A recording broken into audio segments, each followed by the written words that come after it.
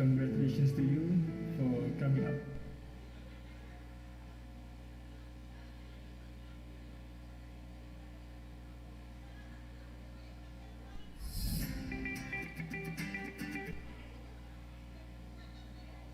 Thank you. Hanya urutkan di belakang buku. Nampak tak? Sebab saya berdiri kat situ tadi, nampak tak daripada sana? Tak nampak kan? Hehehe.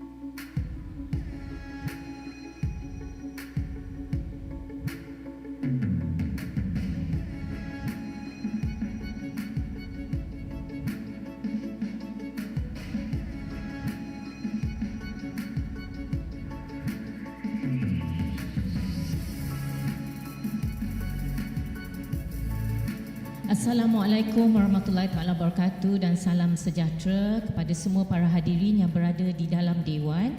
InsyaAllah majlis kita akan bermula sebentar lagi. Izinkan saya untuk membuat beberapa pernyataan housekeeping untuk memastikan majlis pada petang ini berjalan dengan lancar. Para hadirin diminta untuk meletakkan telefon bimbit di dalam mod senyap dan juga semasa pengumuman tetamu kehormat masuk ke dalam Dewan dan juga perarakan masuk Profesor Dr. Norazah, saya minta dan mohon kerjasama semua yang berada di dalam Dewan untuk berdiri dan terus berdiri sehingga kita menyanyikan lagu Negaraku dan Wawasan Setia Warga UiTM. Terima kasih di atas kerjasama semua.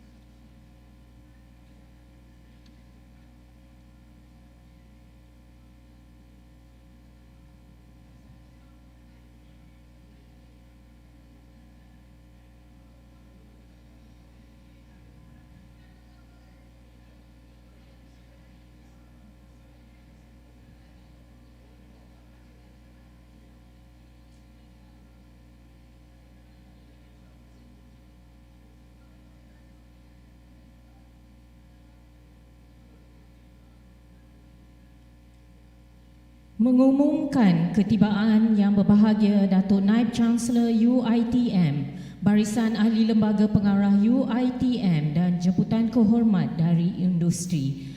Div-div kehormat dan para tetamu dimohon untuk terus berdiri.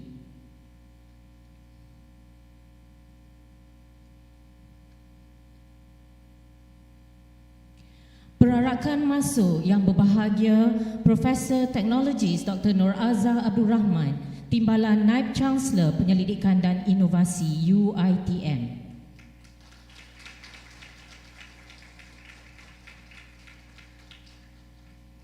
Lagu Negaraku dan Wawasan Setia Warga UiTM.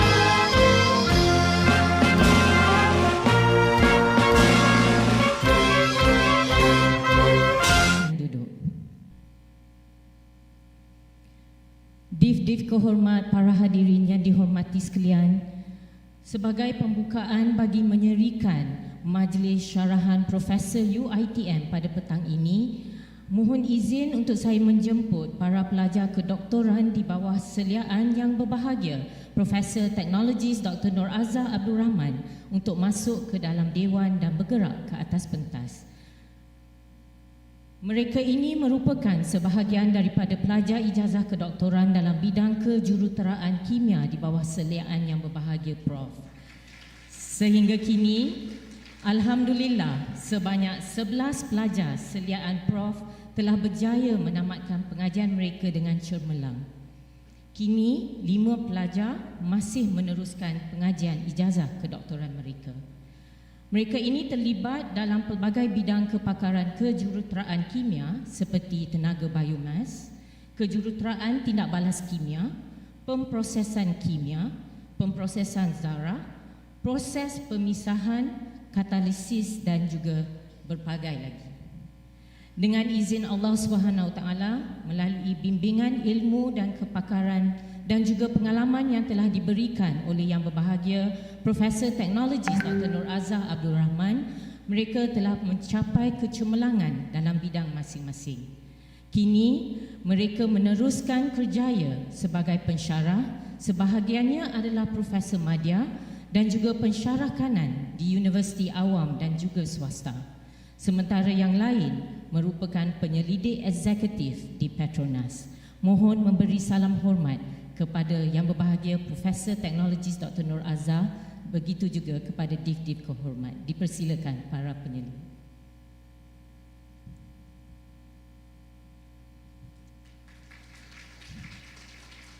Terima kasih. Ini adalah sebahagian daripada lakaran kejayaan yang telah ditempa oleh Yang Berbahagia Profesor Teknologi Dr. Norazah Abd Rahman, yang telah menjadi sebahagian daripada kejayaan di dalam sejarah kerjaya mereka, sama ada berada sebagai pelajar di UiTM maupun berada di luar. Bismillahirrahmanirrahim. Assalamualaikum warahmatullahi taala wabarakatuh. Salam keluarga UiTM, salam Malaysia Madani. Assalamualaikum, salam sejahtera, pembuka kata lidah bicara. Izinkan saya mulakan acara, semoga majlis disambut ceria. Indah bermalam si awan petang, berarak di celah pepohon cemara. Pemanis kalam selamat datang, awal bismillah pembuka bicara. Selamat datang ke Majlis Syarahan Profesor Yang Berbahagia Profesor Teknologi Dr. Norazah Abd Rahman dengan tajuk yang akan disampaikan iaitu Chemical Process Innovation, Paving the Path to Commercialisation. Saya Ismiroha Muhammad JES akan bersama dengan div-div kehormat dan para tetamu jemputan pada petang ini bagi menyerikan lagi Majlis Syarahan Profesor UiTM.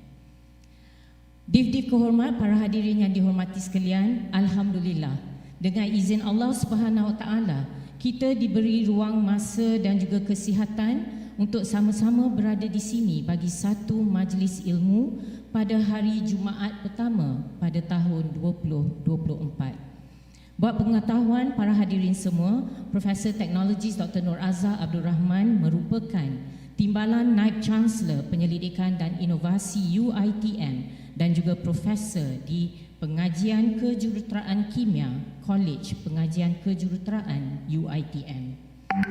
Majlis dengan sukacitanya mengalu-alukan kehadiran Yang Berbahagia Profesor Dato Dr. Syahrin Sahib Alaya Syahibuddin, Naib Chancellor UiTM, Yang Berbahagia Dato Arif Farhan Dos, Ahli Lembaga Pengarah UiTM, Yang Berbahagia Profesor Teknologi Dr. Norazah Abd Rahman, Timbalan Naib Canselor Penyelidikan dan Inovasi, Yang Berbahagia Profesor Dr. Hamidah Muhammad Saman, Penolong Naib Canselor Kolej Pengajian Kejuruteraan, Yang Berusaha Puan Syami Zainal dari Pfizer, Yang Berusaha Encik Muhammad Aizat Muhammad Alis daripada Cradle, Yang Berbahagia Profesor Dr. Muhammad Nazib Suratman, merupakan mantan TNCPI UiTM, PNC Barisan Pengurusan Kanan Universiti, pengarah, ketua dan koordinator Pejabat TNCPI, para jemputan, rakan industri dan kolaborator,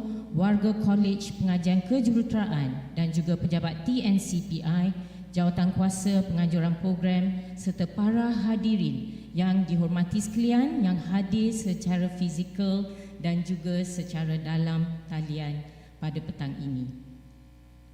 Selamat datang dan salam tahun baru 2024. Semoga tahun 2024 ini kita semua diberi kesihatan yang baik bagi terus menyumbang kepada UiTM dan juga keluarga tersayang. Div-div kehormat, para hadirin yang dihormati sekalian, buat pengetahuan semua, majlis pada hari ini juga turut disiarkan secara langsung melalui tali sidang khas dari saluran YouTube rasmi Pejabat Timbalan Naib Canselor Penyelidikan dan Inovasi. Lebat kemiri pohonnya rendah, dahan terikat, tali perkasa. 10 jari kami menadah, memohon berkat yang Maha Esa. Bagi memberkati majlis pada petang ini dijemput Al-Fadil Ustaz Faizan Tajwid untuk memimpin bacaan doa. Dipersilakan Ustaz.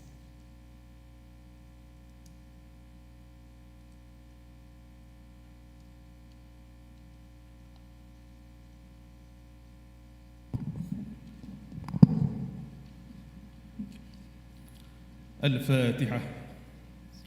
أعوذ بالله من الشيطان الرجيم. بسم الله الرحمن الرحيم. الحمد لله رب العالمين الرحمن الرحيم مالك إياك نعبد وإياك نستعين صراط المستقيم صراط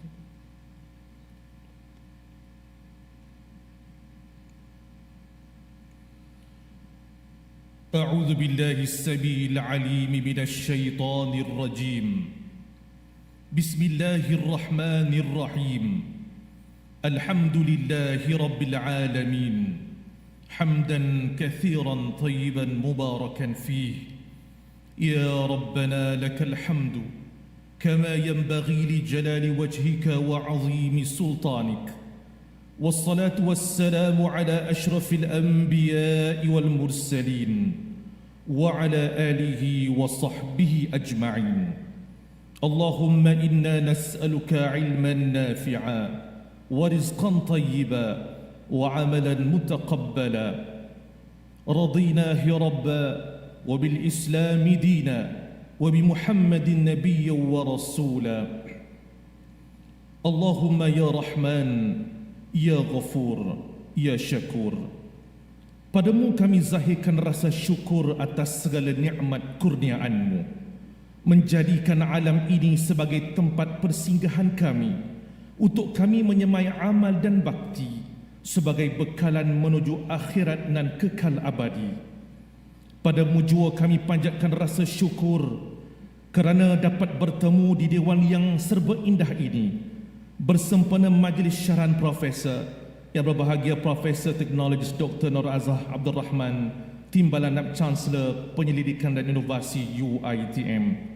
Allahumma ya futuhal arifin, jadikanlah kami hamba-Mu yang mencintai ilmu, beramal dengan ilmu, beradab dengan ilmu, serta menyampaikan ilmu.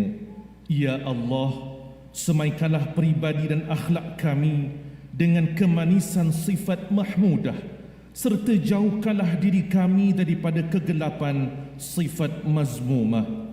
Ya Allah, kurniai kami sepakat dalam pasukan, ikhlas dalam amalan, komited dalam pekerjaan, berpadu usaha melonjak universiti keramat agar utuh dan kekal sebagai gedung ilmuwan cemerlang dan hebat.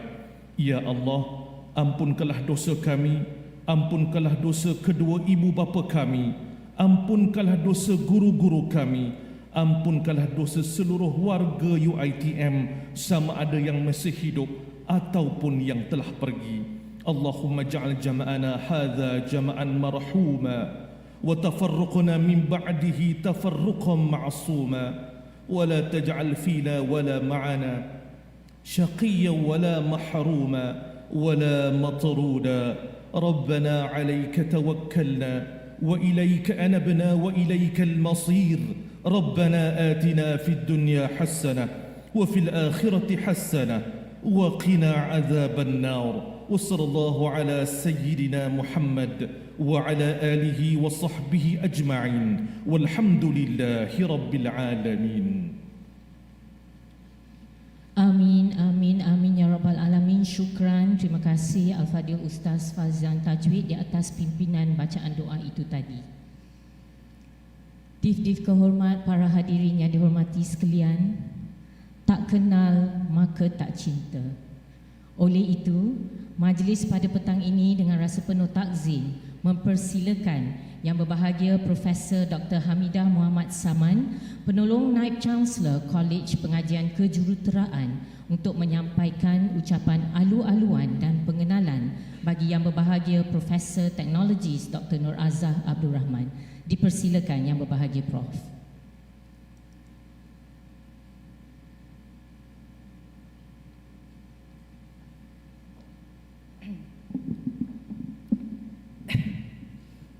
Terima kasih Profesor Dr. Ismi Roha selaku pengerusi majlis. Bismillahirrahmanirrahim. Assalamualaikum warahmatullahi wabarakatuh. Salam sejahtera, salam Malaysia Madani kepada Yang Berbahagia Profesor Dato Dr. Syahrin Sahib Elias Sahibuddin, Naib Canselor UiTM, Yang Berbahagia Dato Arif Farhan Dos, Ahli Lembaga Pengarah UiTM, Yang Berbahagia Profesor Teknologis Dr. Norazah Abd Rahman, Timbalan Naib Canselor, Penyelidikan dan Inovasi atau pendeknya TNCPI, Puan Syami Zainal Pfizer dari Pfizer, Encik Muhammad Aizad Muhammad Elis Cradle, Yang Berbahagia Profesor Dr. Muhammad Nazib Suratman, mantan TNCPI UiTM, Pengurusan Kanan Universiti, Pengarah, Ketua dan Koordinator Pejabat TNCPI, Jemputan, Rakan Industri dan Kolaborator, Warga Kolej Pengajian Kejuruteraan dan Pejabat TNCPI, Jawatan Kuasa Penganjuran Program, serta hadirin dan hadirat yang saya hormati sekalian. Alhamdulillah, terlebih dahulu marilah kita memanjatkan kesyukuran kehadrat ilahi kerana dengan izin dan kurnianya dapat kita bersama-sama berkumpul dalam satu majlis di Dewan yang serba indah pada hari yang cukup bersejarah ini. Pada petang Jumaat yang berbahagia ini, kita akan meraihkan satu tradisi dunia akademik yang sangat penting di mana kita bakal mendengar syarahan profesor yang akan disampaikan oleh Yang Berbahagia Profesor Teknologis Dr. Norazah Abd Rahman. Warga UiTM yang dikasihi, Tuan, Puan dan tetamu yang dihormati.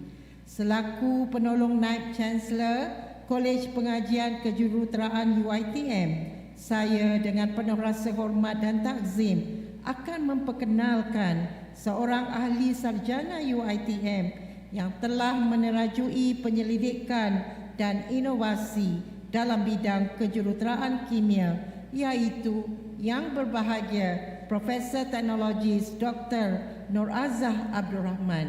Kita di sini bukan sahaja untuk meraihkan kejayaannya yang luar biasa, tetapi juga untuk menelusuri perjalanan penyelidikan dan bidang kepakaran beliau agar manfaatnya dapat diperluas sebaiknya. Peranan beliau sebagai seorang profesor dalam bidang kejuruteraan kimia serta sebagai seorang Timbalan Naib Canselor Penyelidikan dan Inovasi di universiti ini adalah amat besar maknanya kepada kita semua. Oleh yang demikian, izinkan saya untuk membacakan sedikit latar belakang beliau. Yang Berbahagia Profesor Teknologis Dr. Norazah Abd Rahman dilahirkan di Muar Johor. Sama dengan saya, ya. Saya juga berasal daripada Muar Johor dan telah mendapat pendidikan awal di Sekolah Rendah Konvent dan Sekolah Menengah Sultan Abu Bakar Muar.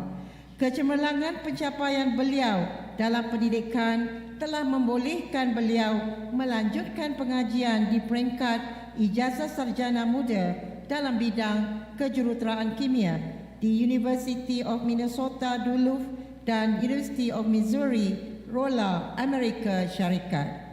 Tidak terhenti di situ, beliau mengembangkan lagi sayapnya dalam bidang non-destructive testing atau dipanggil ujian tanpa musnah ke atas bahan apabila berjaya mendapat ijazah sarjana dari Brunel University, United Kingdom pada tahun 1996. Beliau kemudiannya melanjutkan pengajian di peringkat ijazah Doktor Falsafah dalam bidang kejuruteraan kimia dan proses dari Universiti Kebangsaan Malaysia dan bergraduat pada tahun 2006. Tuan Puan yang dihormati sekalian, sebagai seorang penyelidik, beliau telah berjaya menjalankan lebih 50 projek penyelidikan yang melibatkan kerjasama pelbagai sektor dengan jumlah perolehan melebihi 9 juta ringgit Malaysia. Kejayaan perolehan grant berimpak tinggi yang dikecapi oleh beliau antaranya grant Kementerian Sains dan Teknologi MOSTI, People's Republic of China iaitu grant kerjasama penyelidikan antara UiTM dan Huazhong University of Science and Technology atau pendeknya KHAS yang bernilai lebih 2 juta ringgit Malaysia pada tahun 2017 dan grant bersama Petronas yang berjumlah 1.2 juta ringgit Malaysia. Beliau juga telah menerbitkan lebih dari 170 artikel dan merupakan mantan ketua editor bagi Malaysian Journal of Chemical Engineering and Technology yang telah mendapat status MySci pada tahun lepas. Sehingga hari ini, beliau telah menggraduatkan 11 pelajar di peringkat PhD dan 33 pelajar di peringkat sarjana atau masters. Kini beliau masih aktif menyelia pelajar pasca siswaza seramai 5 orang PhD dan 4 pelajar sarjana. Kepakaran beliau dalam bidang kejuruteraan turut diiktiraf di peringkat antarabangsa apabila dilantik sebagai fellow oleh Chartered Energy Engineer dan Chartered Petroleum Engineer di Energy Institute United Kingdom. Beliau juga turut dilantik sebagai panel penilaian Chartered Engineer di institut yang sama. Di peringkat nasional, beliau aktif dalam menyumbang kepakaran dalam bidang non-destructive testing di mana beliau telah dilantik sebagai pakar industri negara bagi bidang machinery and equipment for non-destructive testing. Beliau juga aktif terlibat dalam aktiviti-aktiviti komuniti serta berperanan sebagai penasihat bagi pelbagai projek yang melibatkan sekolah, komuniti setempat dan badan organisasi luar. Antara pencapaian berimpak tinggi telah beliau perolehi antaranya anugerah kepimpinan oleh UiTM Best Professor in Chemical Engineering dan Obelix Award by British Invention Show. Selain itu, beliau turut menerima anugerah emas dan belian untuk pelbagai pertandingan inovasi dan reka cipta. Hadirin sekalian, ketokohan dan kecemerlangan beliau amat kita kagumi di mana keupayaan dan kewibawaan beliau diserlahkan melalui cara kepimpinan yang dinamik serta bertindak sebagai peneraju dan pimpinan khusus di bidang penyelidikan dan inovasi di UiTM. Kepimpinan beliau terselah apabila dilantik memegang jawatan penting di universiti seperti Dekan Fakulti Kejuruteraan Kimia dan Dekan Jaringan Industri, Komuniti dan Alumni atau ICAN di Kolej Pengajian Kejuruteraan UiTM dan kini sebagai Timbalan Naib Canselor Penyelidikan dan Inovasi sejak November 2021. Sepanjang perkhidmatan beliau sebagai Dekan ICAN, pelbagai kolaborasi dan kerjasama antarabangsa dan industri serta universiti telah dimeterai melalui perjanjian MOU dan MOA. Melalui kepimpinan beliau juga, beberapa sistem telah dibangunkan bagi menambah baik proses operasi, pemantauan dan strategi antaranya College of Engineering Quality Online Reporting atau COCONQUER dan pangkalan data bersepadu alumni. Limpahan manfaat kolaborasi dan kerjasama luar yang dibuat oleh pasukan beliau turut dirasai oleh lebih 2,000 pelajar yang telah mendapat tempat latihan industri di pelbagai organisasi antarabangsa dan industri. Sungguh pun berhadapan dengan cabaran kawalan pergerakan yang berlangsung dalam tempoh tersebut. Semasa beliau memegang jawatan Dekan Fakulti Kejuruteraan Kimia, beliau dan ahli pengurusan serta warga fakulti telah berjaya menempa kejayaan demi kejayaan, antaranya oleh QS Ranking by Subject di tempat 200 terbaik di dunia pada tahun 2017 dan 250 terbaik pada tahun 2018 dalam bidang kejuruteraan kimia. Kesinambungan dari usaha itu, fakulti di bawah inisiatif pasukan beliau juga telah diiktiraf oleh QS Ranking by Subject untuk Petroleum Engineering berada di tempat 150 terbaik dunia pada tahun 2021. Pelbagai anugerah juga telah staf fakulti peroleh di atas galakan serta sokongan beliau, antaranya Newton Collaboration Grant, Anugerah Kualiti Naib Canselor, AKNC, Anugerah Pengajaran, Anugerah Kepimpinan Akademik dan Anugerah Kepimpinan Akademik Harapan. Sejak memegang tampuk kepimpinan sebagai TNCPI, beberapa inisiatif telah beliau perkenalkan bagi tujuan memudayakan penyelidikan dan inovasi. Antaranya adalah gerakan dalam memastikan setiap staf menerbitkan sekurang-kurangnya satu penerbitan setiap tahun. Hasilnya pada tahun 2022, UiTM mencatatkan penerbitan sebanyak 5,000 artikel berindeks tertinggi sejak universiti ini ditubuhkan.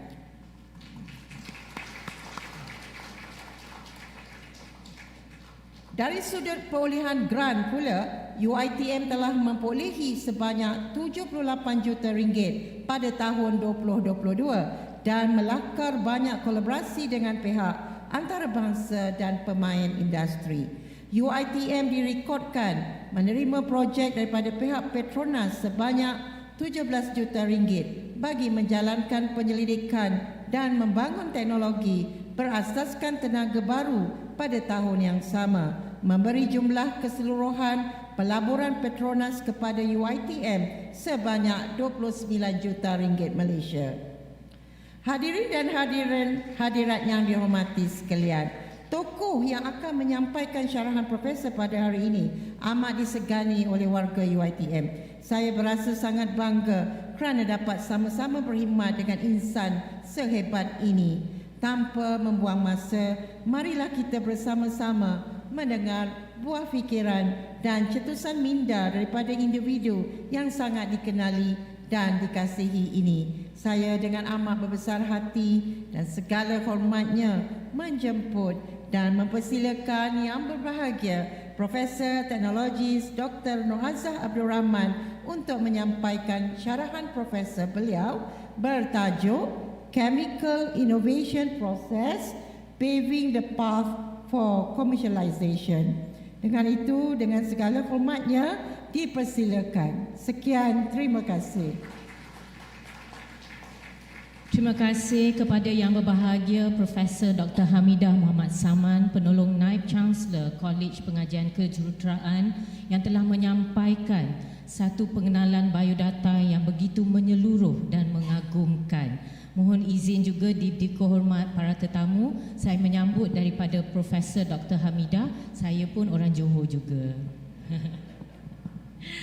InsyaAllah sebelum kita mendengar penyampaian syarahan Majlis Profesor UiTM pada petang ini, marilah sama-sama kita saksikan satu tayangan montaj yang telah disediakan oleh Unit Komunikasi Penyelidikan dan Visibility Pejabat TNCPI khas untuk syarahan profesor pada hari ini. Sama-sama kita beri tumpuan di layar hadapan untuk melihat sorotan, kenangan dan juga pencapaian yang berbahagia Profesor Teknologis Dr. Norazah Abd Rahman. Yang berbahagia Profesor Teknologis Dr. Norazah Abd Rahman telah dilahirkan pada tanggal 18 Julai 1966 dan telah dibesarkan di Muar, Johor Bahru. Beliau telah mendapat pendidikan awal di Sekolah Rendah Konvent dan Sekolah Menengah Sultan Abu Bakar Muar, Johor Bahru. Atas pencapaian yang cemerlang di peringkat sekolah, beliau meneruskan lagi penjelajahan ilmu dengan melanjutkan pelajaran dalam bidang kejuruteraan kimia di University of Minnesota dan University of Missouri di Amerika Syarikat pada tahun 1989. Perjalanan pencarian ilmu tidak hanya berhenti di situ apabila Yang Berbahagia Profesor Teknologis Dr. Norazah Abd Rahman meneruskan lagi perjuangan dengan mendapatkan ijazah sarjana di Brunei University United Kingdom pada tahun 1996 dan mendapatkan ijazah Doktor Falsafah di Universiti Kebangsaan Malaysia pada tahun 2006. Yang Berbahagia Profesor Teknologis Dr. Norazah mula kariernya sebagai seorang pensyarah bersama UiTM pada tanggal 3 Januari 1990. Dalam perjalanan karier sebagai pensyarah di UiTM, atas kepimpinan, visi dan misi yang telah dipamerkan dalam menggalas tanggungjawab sebagai akademia, beliau telah dilantik sebagai Dekan Fakulti Kejuruteraan Kimia UiTM pada tahun 2015 sehingga 2019 dan seterusnya dilantik menjadi Timbalan Naib Canselor Penyelidikan dan Inovasi UiTM pada tahun 2021. Dengan semangat dan bakti yang telah ditaburkan pada Universiti Keramat ini, seluruh warga UiTM sentiasa mendoakan kesejahteraan dan kecemerlangan buat Yang Berbahagia Profesor Teknologis Dr. Norazah Abd Rahman dan menjadi suri teladan buat semua warga UiTM.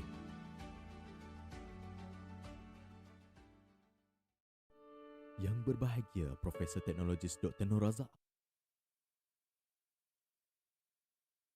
bagi menjemput Yang Berbahagia Profesor Teknologis Dr. Norazah Abd Rahman untuk menyampaikan syarahan profesor beliau yang bertajuk Chemical Process Innovation, Paving the Path to Commercialisation. Over to you, Yang Berbahagia Prof. Okey, terima kasih Profesor Dr. Izmi Roha selaku pengacara majlis pada petang ini. Bismillahirrahmanirrahim. Assalamualaikum warahmatullahi taala wabarakatuh.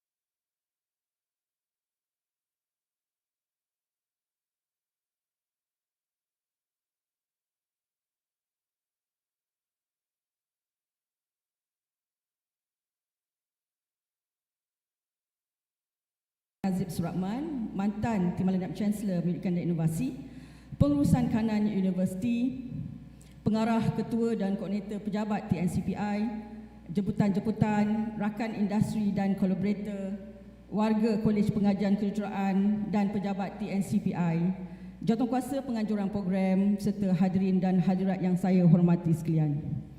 Alhamdulillah, syukur kita kehadrat Ilahi kerana dengan limpah dan rahmatnya dapatlah kita bersama-sama hadir ke majlis pada petang ini. Pertamanya, saya ingin mengambil kesempatan ini untuk merakamkan ucapan terima kasih kepada semua tetamu yang hadir sama ada secara fizikal atau secara dalam talian kerana sudi meluangkan masa untuk bersama-sama dalam majlis syarahan profesor saya pada hari ini. Untuk meneruskan majlis dan menyampaikan syarahan saya mohon izin untuk menggunakan bahasa Inggeris. Distinguished guests, ladies and gentlemen, I am excited to deliver a lecture titled Chemical Process Innovation, Paving Towards Commercialization. These are the outline of my presentation today. I will walk you through on introduction on innovation with specific examples of our research work, and lastly, I will share conclusion and future outlook. Before we delve into chemical process, I would like to bring your attention to the chemical compound around us. In our everyday lives, we encounter a lot of chemical compounds, and they are significant in our lives. Do you ever imagine if these chemicals do not exist? We use chemical compounds when we want to brush our teeth daily, we wear our clothes, We drive our cars to work. We stay in our home. Majority of these materials start with chemical compound, which require the involvement of chemical engineer. Let's take a look at these evergreen clips, which I think almost everyone is familiar with.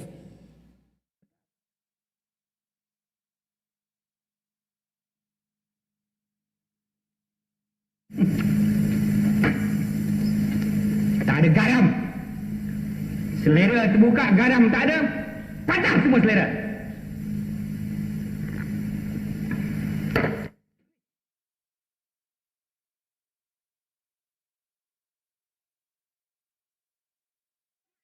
Hei, geramnya aku. Aku ni marah ni tak? Marah. Gula tak ada garam, kopi tak ada gula.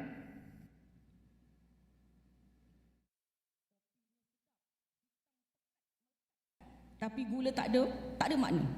Gula tak ada garam, kopi tak ada gula. What does this dialogue mean to us?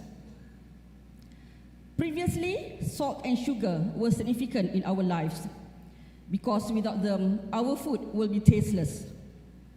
But now, time changes and our needs also change. Our approach to sugar and salt consumption has evolved due to various factors such as dietary preferences, health conditions like diabetics or high blood pressure, and an overall emphasis on well-being. As a result, we are now exploring alternative to traditional sugar, turning to artificial sweeteners like equal and stevia, or incorporating supplements into our routines to address specific health needs. This changing landscape prompts us to innovate and seek new materials that align with this evolving health consideration, ultimately contributing to an advanced quality of life.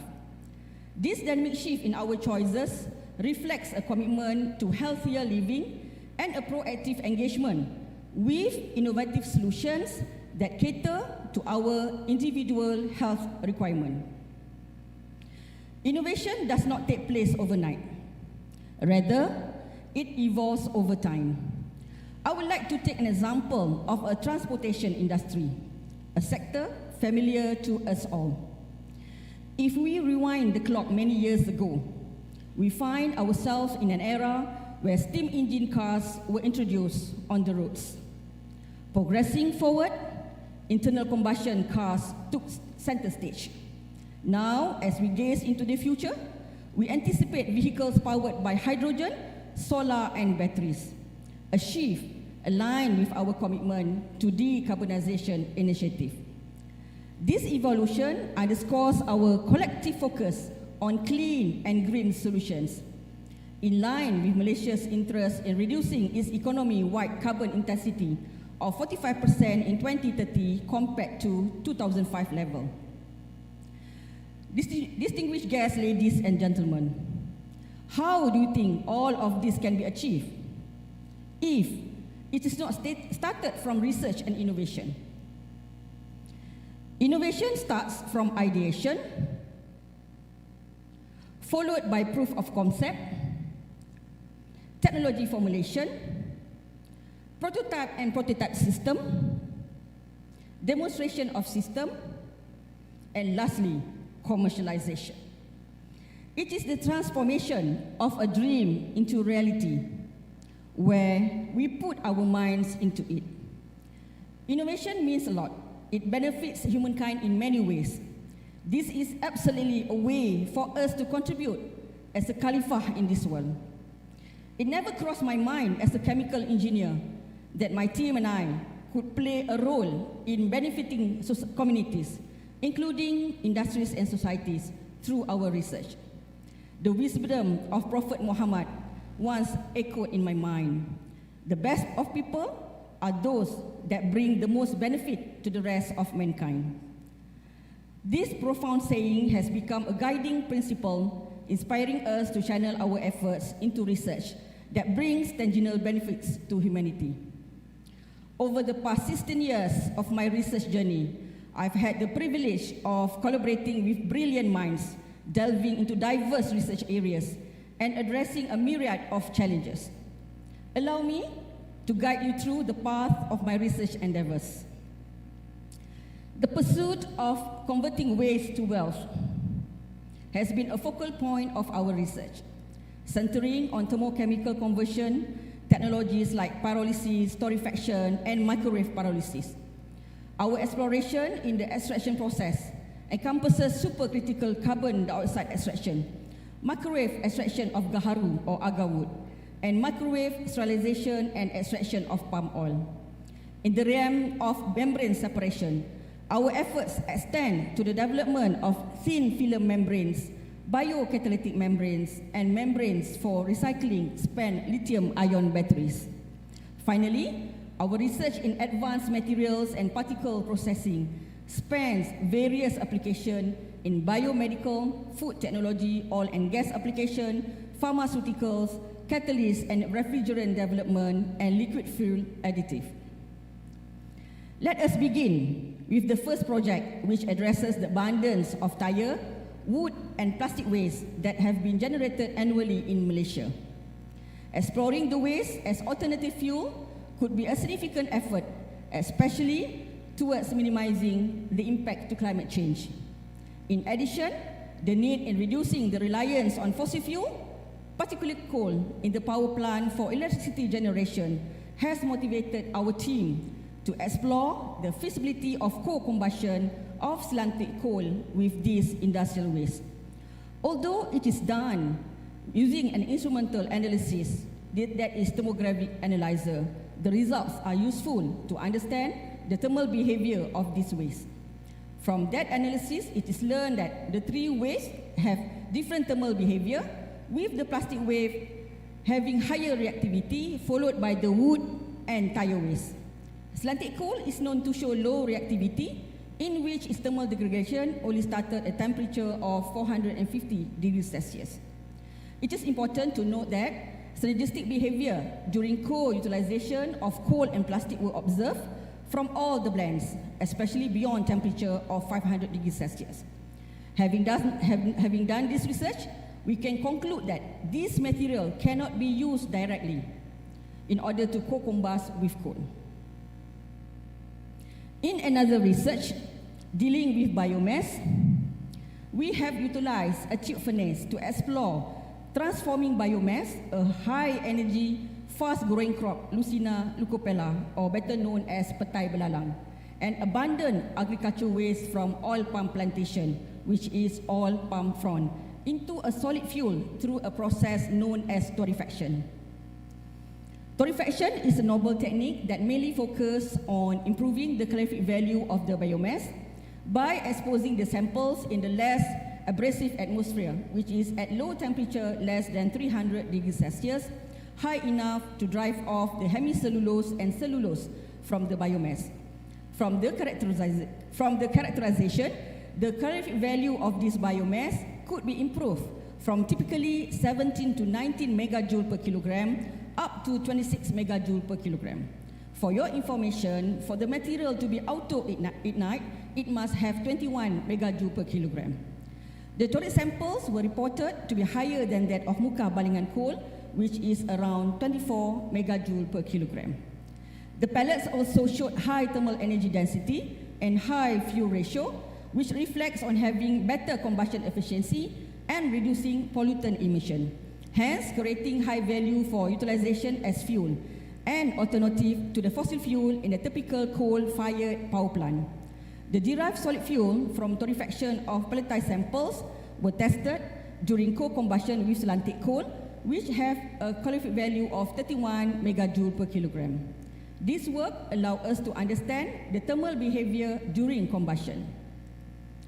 The advocacy of earlier exploring innovation techniques in transforming waste into solid fuel has initiated another basic understanding of transforming oil palm biomass into solid fuel via conventional pyrolysis technique. It was estimated that the oil palm industry in Malaysia has generated approximately 85 to 100 million tons of biomass waste and 70 to 110 million tons of palm oil meal effluent.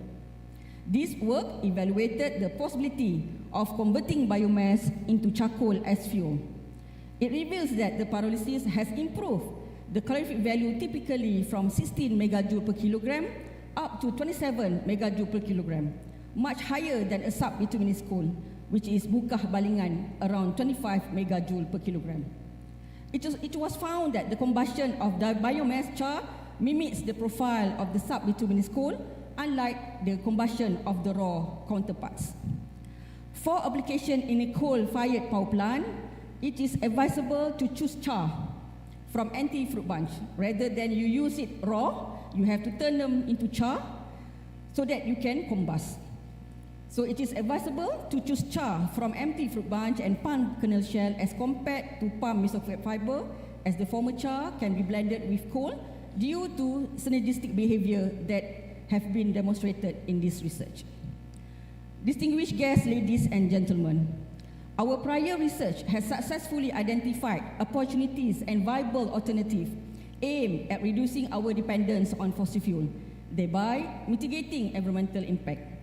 In transitioning from energy generated from fossil base into a cleaner alternative, such as renewable fuel, solar, wind, and hydro, a notable aspect of our research showcases the feasibility of incorporating biomass in its char form as a fuel source. Utilizing the existing coal-fired plant, you can see on the screen, the existing coal-fired plant could be an alternative to ensure the current asset could be rejuvenated rather than demolished, abandoned by firing this alternative fuel. It means that we still can use all this coal-fired plant by using our material. We are enthusiastic about fostering collaboration on a larger scale to actively contribute to the ambitious goal outlined in the National Energy Transition Roadmap, NETA. This collaborative effort will ensure that we play an integral role in supporting and shaping Malaysia's energy transition towards a sustainable and environmentally friendly future.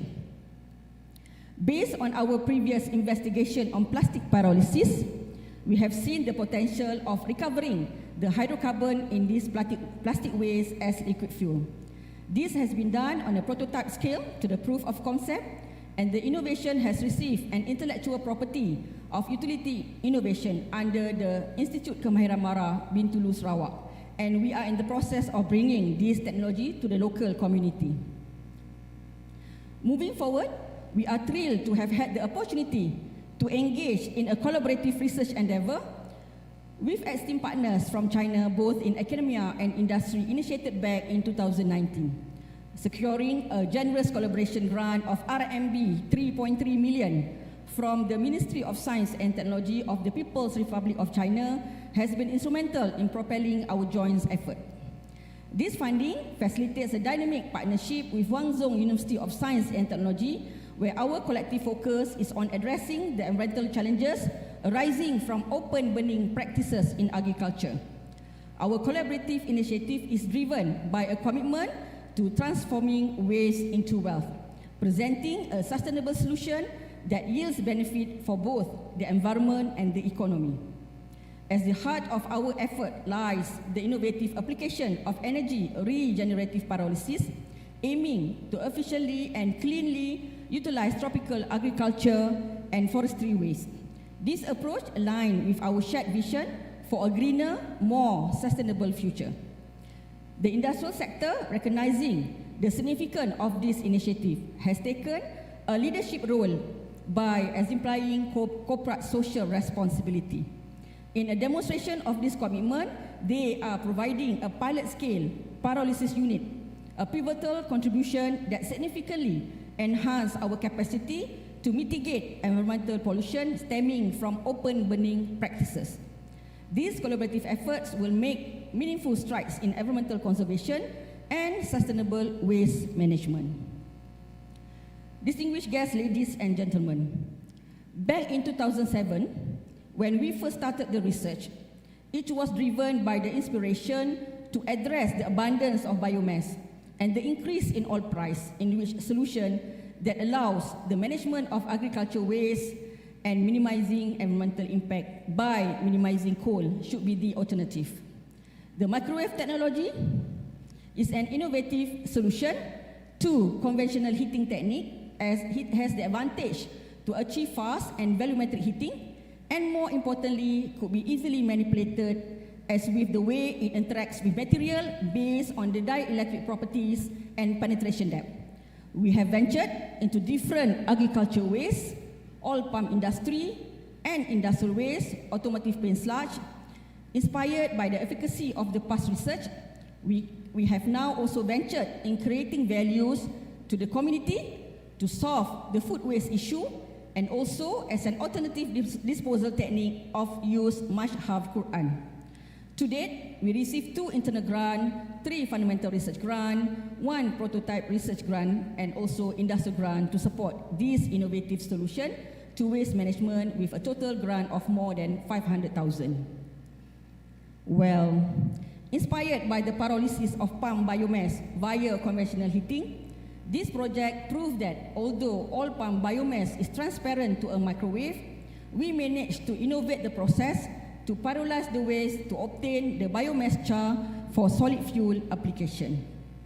The co-combustion analysis shows the biomass char combustion behavior mimics the muka balingan coal, similar reactivity with a longer burn-out time.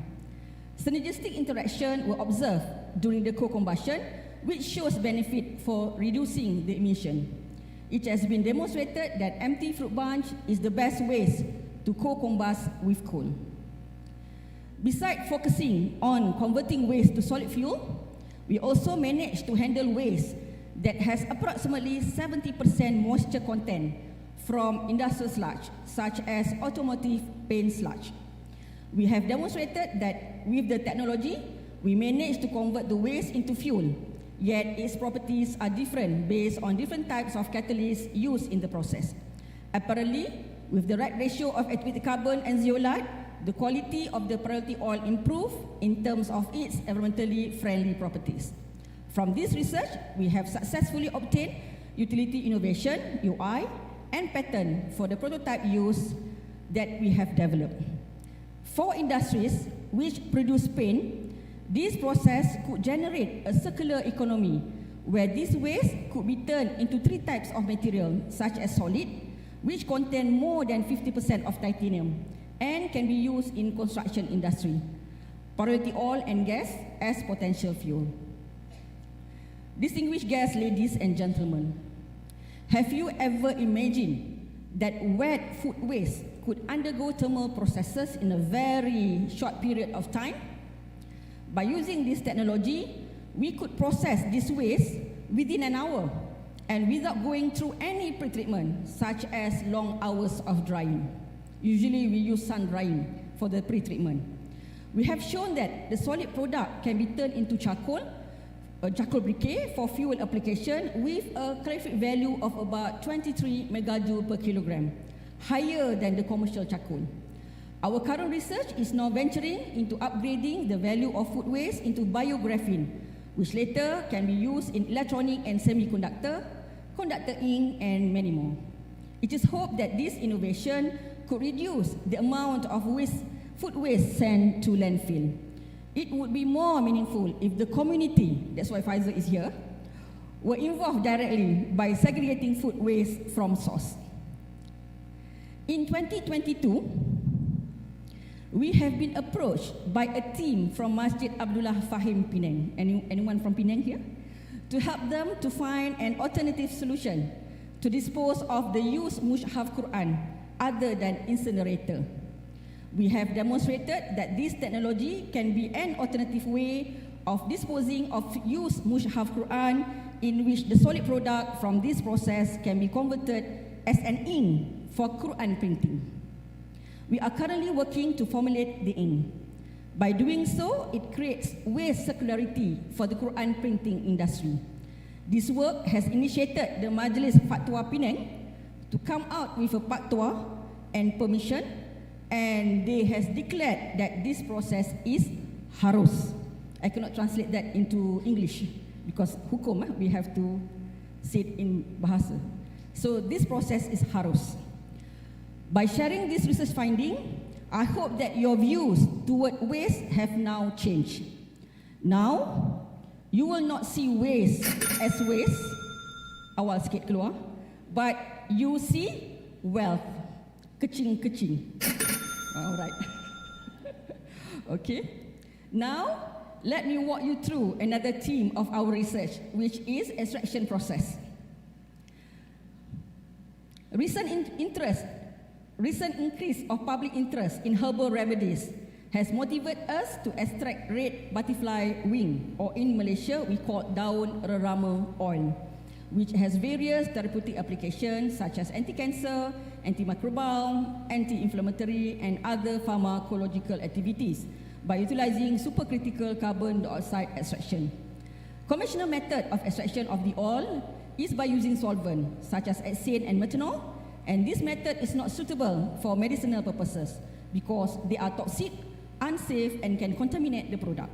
Therefore, extraction of daun rerama plant using pure superconductor carbon dioxide without using any co-solvent was used. The effect of extraction parameters such as temperature and pressure of the process on yield, solubility, and mass transfer of this oil were evaluated. Results demonstrated that the oil yield and solubility were highly dependent on the extraction pressure. Analysis on the chemical compound in the oil showed that it exhibits higher content of medicinal compound, primarily from the class of steroid, terpenoids, ester, and fatty acid. Innovation on extraction method in this study have been carried out to reduce its dependence on solvent application and to increase its efficiency. Innovation in the extraction process has shown tremendous improvement with the incorporation of microwave, and the microwave-assisted extraction update is presented in the following slide. In this method, soap, gaharu or agarwood is subjected to microwave radiation, and this heats up the mixture. When microwave radiation is applied to this mixture, the polar water molecules interact with the polar and ionic compounds of the gaharu chips, causing them to vibrate and release the essential oil. The heat generated by the microwave radiation also helps to break down the cell walls of the gaharu chips, facilitating the release of the essential oil. It has been found that microwaves do improve the process, where it enhances the oil production by approximately 50%, with a 28% reduction of extraction time and 88% of energy reduction as compared to the conventional methods. From DCMS, we found that agarwood oil contains gujuvin and aloe-aromatidine, which are the major compounds in gaharu oil. Distinguished guests, ladies and gentlemen, palm oil sterilization is known to generate a large amount of wastewater, known as palm meal oil effluent, POME. This motivates us to innovate alternative solutions which could improve the sterilization process and at the same time extract the oil from the fruit. The results revealed that microwave technology could effectively loosen the fruit from the speculate with minimum water usage within a short period of time. This innovation renders a single process rather than two separate processes of sterilization and extraction. Now, palm meal oil, they have two separate processes, but we suggest only one single process. This finding could have an impact on the existing palm oil mill processing. During the extraction process, apart from producing crude palm oil, a byproduct with caramel-like aroma known as palmitic acid is also produced, which can be used as food additive and surfactant for cosmetic. Carotene content of crude palm oil produced from this equipment is much higher than crude palm oil produced from conventional equipment. My team and I have also explored the application of membrane for environmental purposes, such as treating wastewater, purified glycerol in biodiesel production, utilizing carbon dioxide to produce formic acid, and recovering precious chemicals such as lithium from lithium-based batteries. In treating wastewater, polymer-enhanced ultrafiltration method has been used, where a combination of complexation and ultrafiltration process are used. The membrane consists of two layers, where the top layer is thin film and the lower layer is polysulfone-based support. The thin film consists of polyvinyl alcohol, PVA, tetraethyl autosilicate, and chitosan as the complexation agent that makes pollutant with metal ion becomes larger and easier to be rejected by the membrane. The film effectively removes 90% copper ion and 80% ferrum ion from industrial wastewater. This method has low energy requirement, high removal efficiency of metal ions, and high selectivity of separation with selective complexing agent. In a similar manner, thin film hybrid membrane has been developed for an application of glycerol purification from production of biodiesel. In the trans-esterification process, 10% of crude glycerol is produced as a byproduct, which contain high salt and free fatty acid with undesirable color of yellow to dark brown. In this research, thin film membrane is formulated by using polyvinyl alcohol (PVA), polyethylene glycol (PEG), tetraethyl autosilicate as nano precursor, and glycerol as organic additive at top layer, and polysulfone at base layer.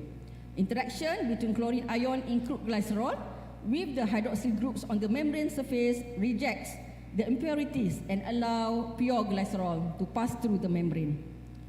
Thus far, we have seen that membrane is mainly used for separation and purification application. Have you ever encountered that membrane can allow reaction and separation and also purification takes place simultaneously? The present innovation describes a tri-functional membrane which is able to capture, hydrate and convert carbon dioxide into formic acid, a useful basic chemical precursor at ambient temperature and pressure. A hybrid membrane developed from polyvinyl fluoride, PVDF, nanocellulose and metal oxide is used as a metric to immobilize formate dehydrogenase, an enzyme which can convert carbon dioxide to formate. The metal oxide incorporating in the hybrid membrane could aid in the carbon dioxide absorption. Readily, hydrophilic hybrid membrane could ensure enzyme stability and also aid in the hydrogen of the absorbed carbon dioxide to carbonic acid via Lewis acid base theory, and hence accelerating enzymatic reduction of carbon dioxide. The system set up is appealing because it could represent triple gain in one reactor. First, the membrane provides hydrophilic environment to ensure enzyme stability. Two, the membrane could capture carbon dioxide in practice and simultaneously hydrates. And third, the biocatalytic membrane support synchronized redox capacities of carbon dioxide and filtration of formate at the end of the product. The study could derive a new alternative green approach and sustainable technique with regards to carbon dioxide capture and conversion in one reactor at ambient condition. The project is encouraged, inspired by the efforts of utilizing the abundant amount of carbon dioxide being emitted continuously from industrial activities, which can result in major global warming. I am glad to share with you a groundbreaking project that unfolded in 2022, a project that not only aligns with the ethos of sustainability, but also propels us into the future of eco-friendly innovation. In collaboration with Petronas Research, my team and I embarked on a mission to revolutionize the recycling of lithium-ion batteries, a critical endeavor in our pursuit of a greener and more sustainable future. Traditionally, the method employed for lithium-ion battery recycling use pyrometallurgy and hydrometallurgy. They have environmental impact. They contribute to gas emission and rely heavily on chemical reagent, highlighting a gap in our journey towards truly green practices. Enter the electrochemical method, a paradigm shift in our approach. In this innovative process, we use only water as the medium, eliminating the need for harmful chemical reagent and significantly reduce the carbon footprint. The cornerstone of this process lies in the conductive membrane, a marvel of engineering. This membrane not only facilitates the electrochemical recovery of lithium-ion battery waste, but also capture and efficiently recovers the lithium for future use. What makes this project even more compelling is its futuristic overlook. We are not merely addressing the present, we are preparing for the abundance of spent liquid lithium-ion batteries in Malaysia's future. Our vision is expansive. imagining the scalability and readiness of this project to revolutionize the way we manage battery waste on a larger scale. This project stands as a testament to our commitment to pushing the boundaries of green innovation. As we navigate the complexities of a rapidly evolving world, it is imperative that we adopt futuristic solutions that not only meet current needs but also pave the way for sustainable practices in the years to come. To me, this endeavor is not just a project. It is a glimpse into the future of sustainable technology. It is a bold step towards a greener, cleaner, and more responsible tomorrow. Together, let us champion innovation that not only solves today's problem but sets the stage for a harmonious coexistence between technology and the environment.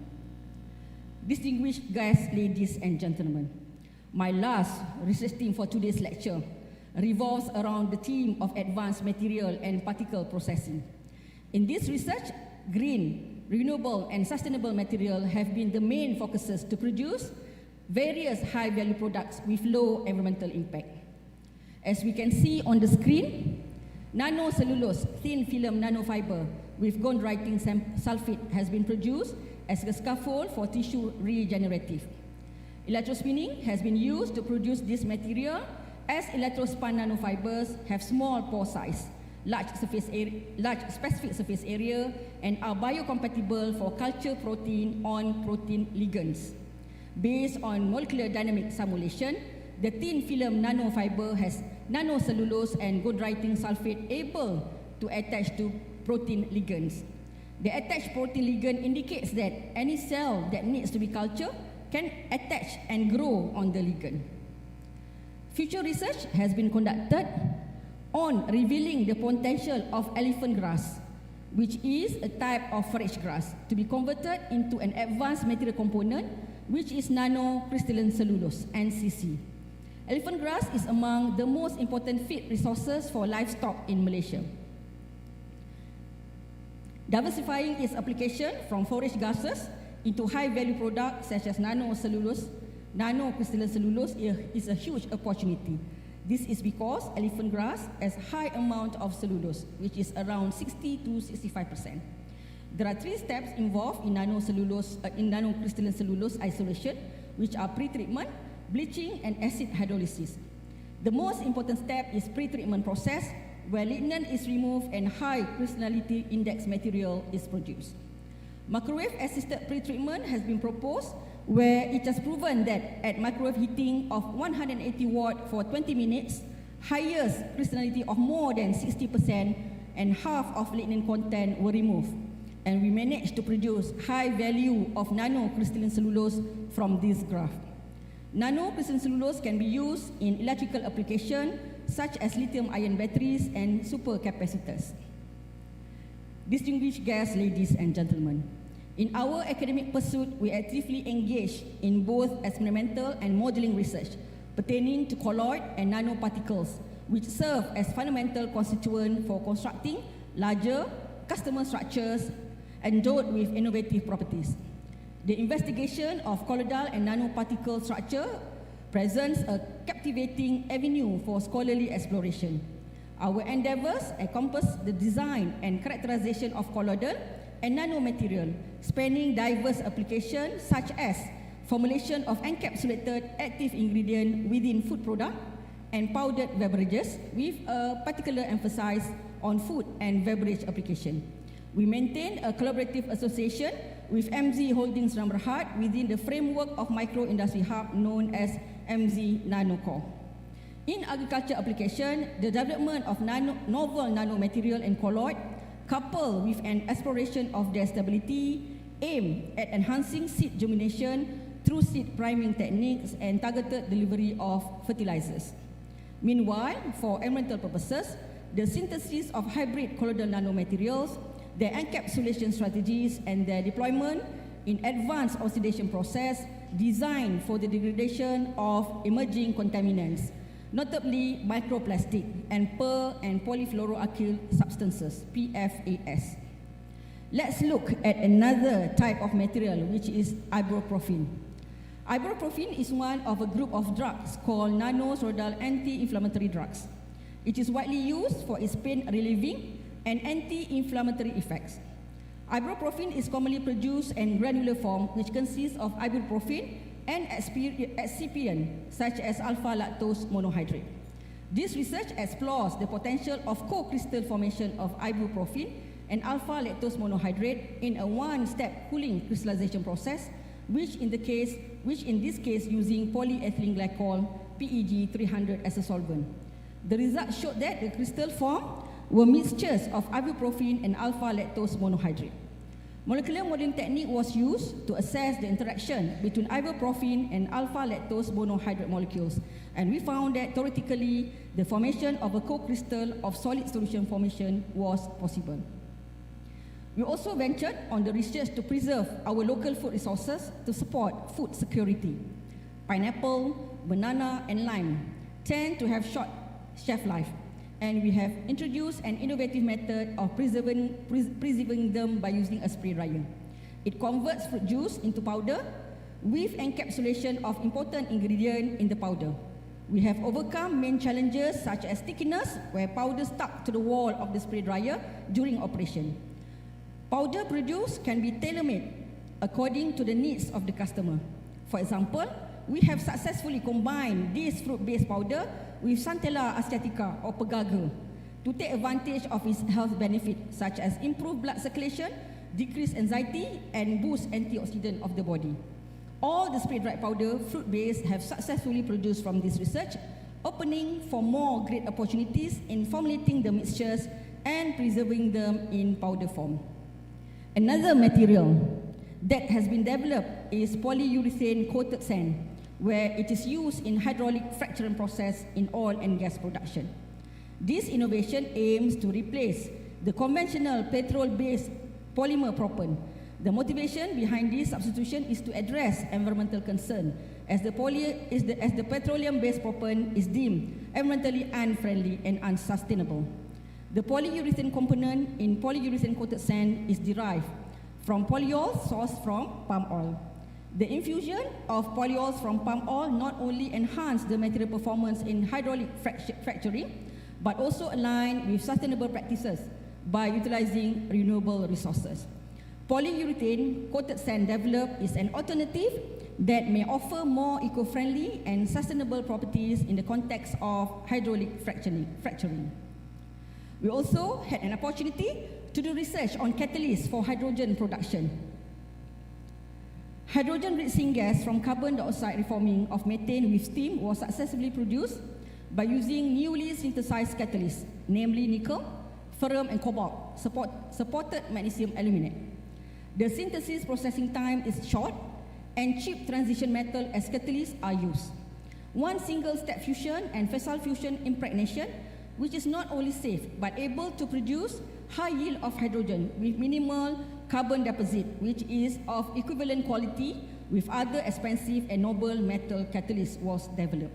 We have found that 25% nickel-supported magnesium aluminate has been identified as the best catalyst for producing high-fit conversion, up to 98% conversion of methane and up to 60% conversion of carbon dioxide, high hydrogen yield up to 58%, and minimum carbon deposit.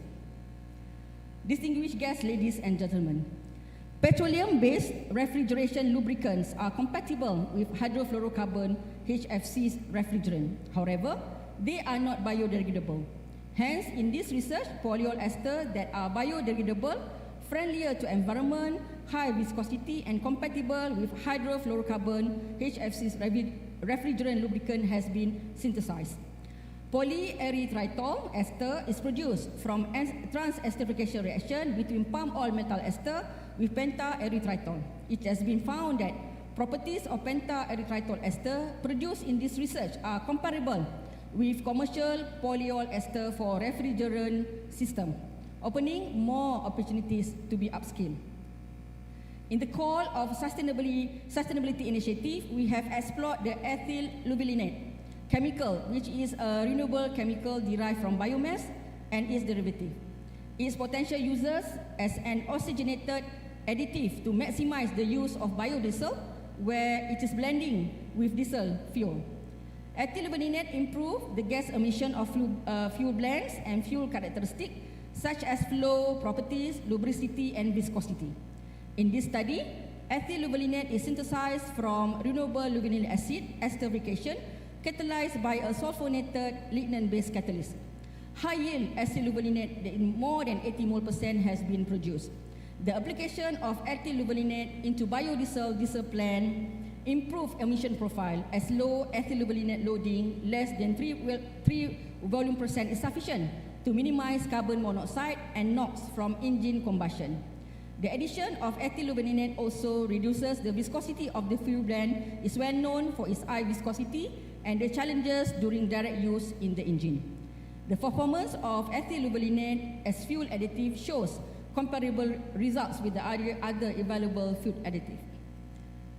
Distinguished guests, ladies and gentlemen, my research team and I have developed nano emulsion petrol formulated with a unique additive derived from micellar and surfactant from crude jatropha, which is identified as a water in oil emulsion. If we have this surfactant, we can have petrol mixed with water, and the surfactant will mix the petrol. 4 stable nano emulsion petrol variants with significant implication for the automotive and energy sectors have been identified. This petrol offers a sustainable alternative to conventional petrol where it reduces greenhouse gas emission. This innovation aligns with global sustainability goals, addressing environmental concern without compromising performance. The commercial viability and reduced environmental impact position this technology as a pivotal advancement in fostering a greener, more sustainable future for the industry, making a substantial stride in fuel technology towards eco-friendliness and industry-wide adoption.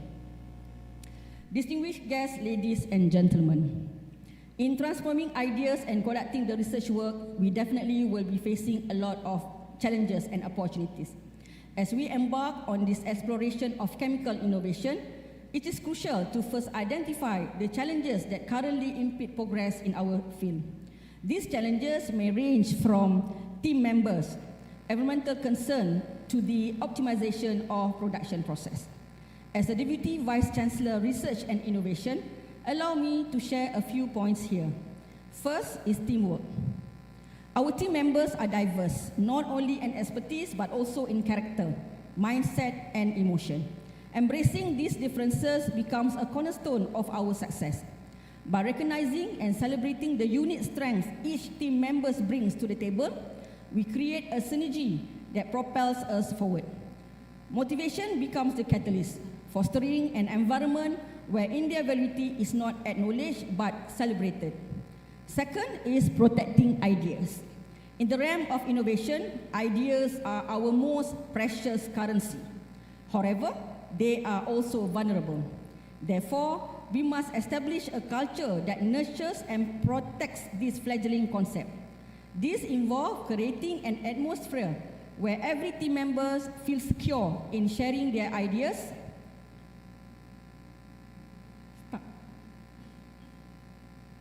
Start pula.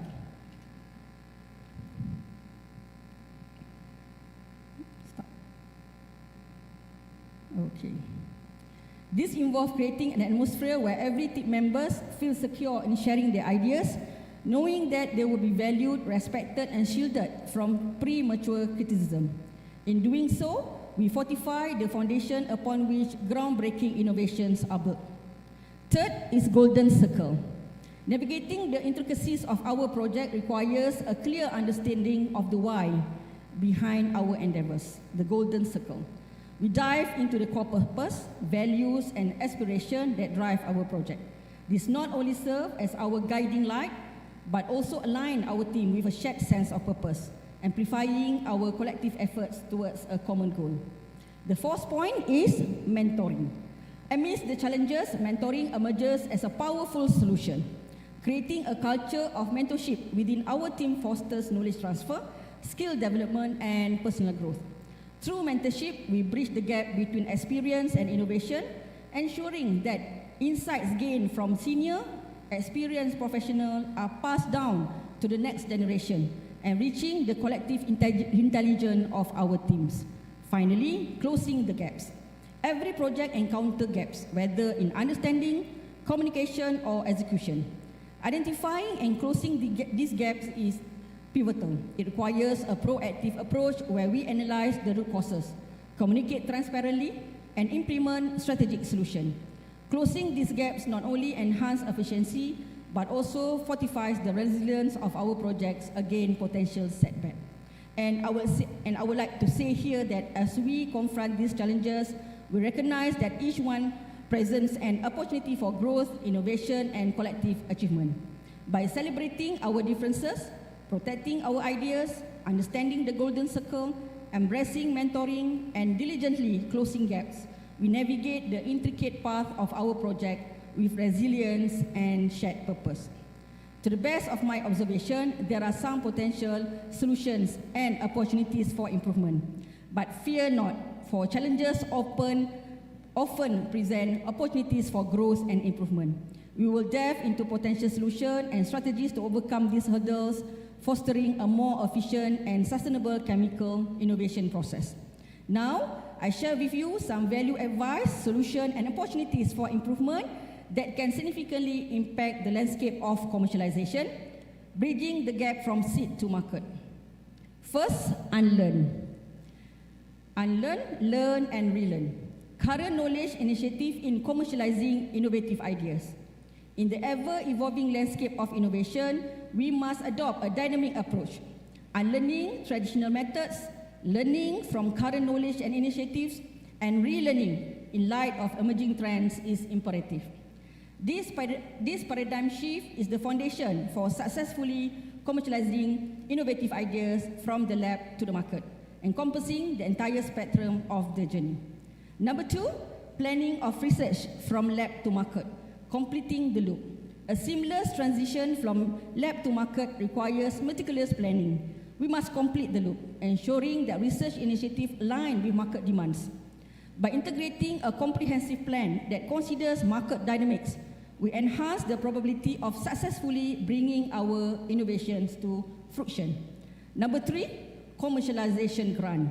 Encouraging market studies, validation, and clinical trials. To fuel the engine of commercialization, it is essential to make commercialization grants readily available. Kita ada Encik Aizat di sini. Okey, daripada Cradle, Big Boss. This grant should support, semua orang datang jumpa dia lepas ni. This grant should support crucial activities such as market studies, validation, clinical trials, and product development at the business readiness level. Allocating funds for these pivotal stages propels innovation towards market readiness, which I think Business Innovation and Technology Commercialization Center, BICOM, a unit under Pejabat TNCPI, has picked up brilliantly. They have allocated 200,000 for product market innovation and commercialization fund, PROMIC grant, initiated micro industry hub program, where both UiTM and industries can have mutual benefits on lab spaces and problem solving. To date, we have 8 companies who work with UiTM closely to address industrial challenges. Other than that, we also have 11 startups and 2 spin-off companies, which showed positive progress, indicating that we are now doing quite well, although more work has to be done this year. Number 4, introduction of specific bonus. Ini untuk Dato' BC lah. Introduction of specific bonus incentive for commercialization achievements. Recognizing and rewarding commercialization achievement is a powerful motivator. Introducing specific bonuses. Saya nampak ada company spin-off company dekat sini.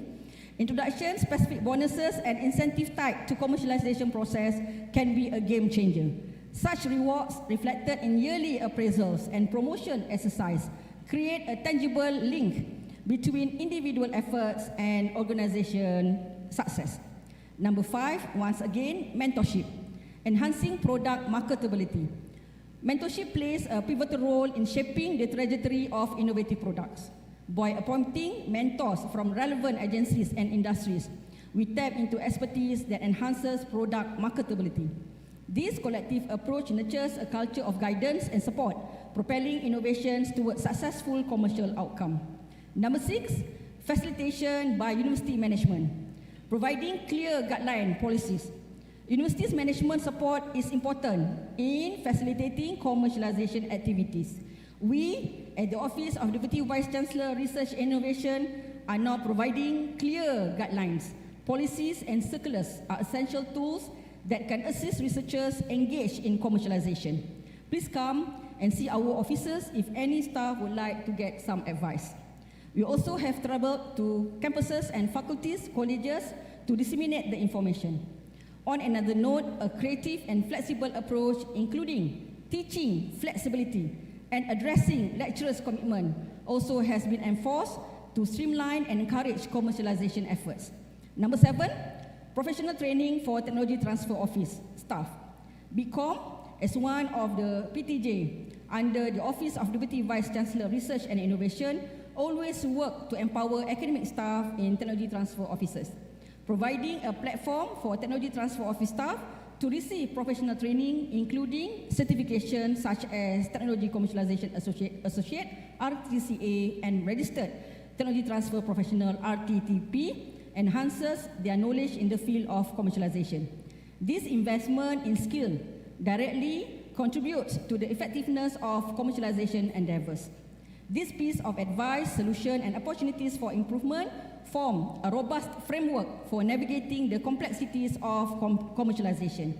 Therefore, let us collectively embrace these strategies to unlock the full potential of our innovative ideas and drive them toward successful market outcome.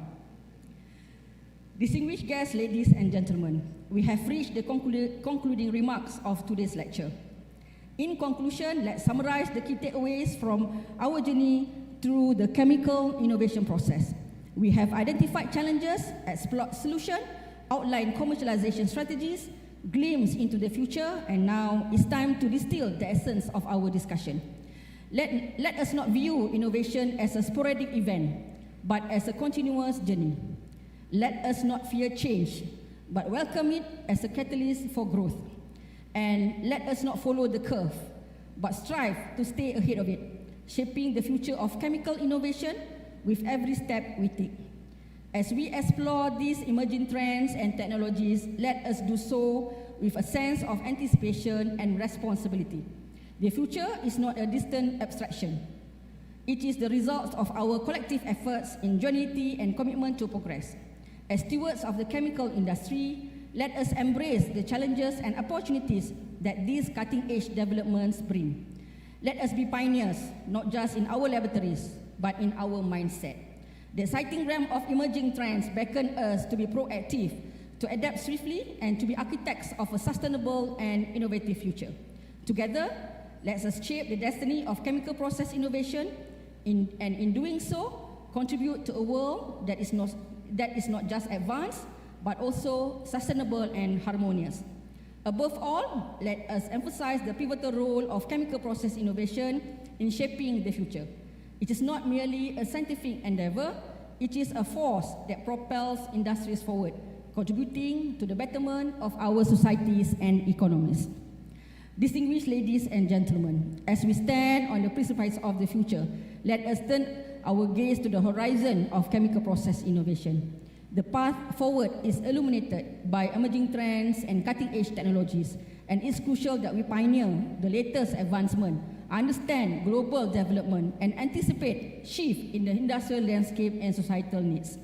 The landscape of chemical innovation is ever evolving, shaped by emerging trends and cutting-edge technologies. It is incumbent upon us to remain vigilant and curious, always seeking to understand the current that propel our field forward. Let us therefore encourage a spirit of exploration and inquiry as we navigate the emerging trends. Explore the realms of advanced material that promise unparalleled strength, flexibility, and sustainability. From self-healing polymers to next-generation catalysts, these materials are the building blocks of a more efficient and environmentally conscious future. From artificial intelligence to data-driven insight, the integration of technology is reshaping how we approach experimentation, analysis, and even the design of chemical processes. The digital revolution is not a choice. It is a fundamental shift that we must actively engage with. Biotechnology holds the key to innovative solutions, from bio-inspired materials to the use of enzyme in catalysis. The marriage of this discipline opens doors to sustainable and bio-friendly processes. We should be paving the way by pioneering the latest technology advancement, stay at the forefront of innovation, exploring new tools and methodologies that redefine the boundaries of what is possible in chemical processes. The innovation we explore are not confined to laboratories. They reverberate across industries and economies. Let us now delve into the potential impact and consider how this advancement may reshape and enhance various sectors. Let's anticipate a transformative wave sweeping across industries. From manufacturing to healthcare, the ripple effects of chemical innovation will redefine production processes, product design, and supply chain dynamics. Those who adapt swiftly will lead the change in the era of industry transformation. Another important point is that we need to consider the broader economic implication. Innovation in chemical process have the power to drive economic growth, create new markets, and redefine global competitiveness. Understanding and harnessing these economic forces will be crucial for navigating the future landscape.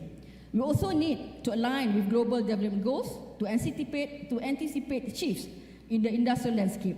Stay informed about global sustainability initiatives, advancement in artificial intelligence, data analytics, and the broader movement towards decarbonization. As we envision the future, let us not merely be spectators, but active participants in shaping it. It is important to instill a forward-looking mindset and a commitment to continuous innovation. Let us embrace the following principles. Let's cultivate a mindset that anticipates change rather than reacts to it. The future belongs to those who can foresee trends, adapt to shifting landscape, and seize opportunities before they fully materialize. Innovation is not a one-time event. It is a continuous cycle.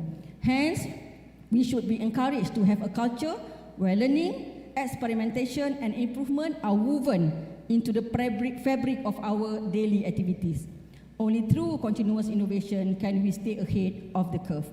We should be working in good knowledge and alignment with government policies and direction.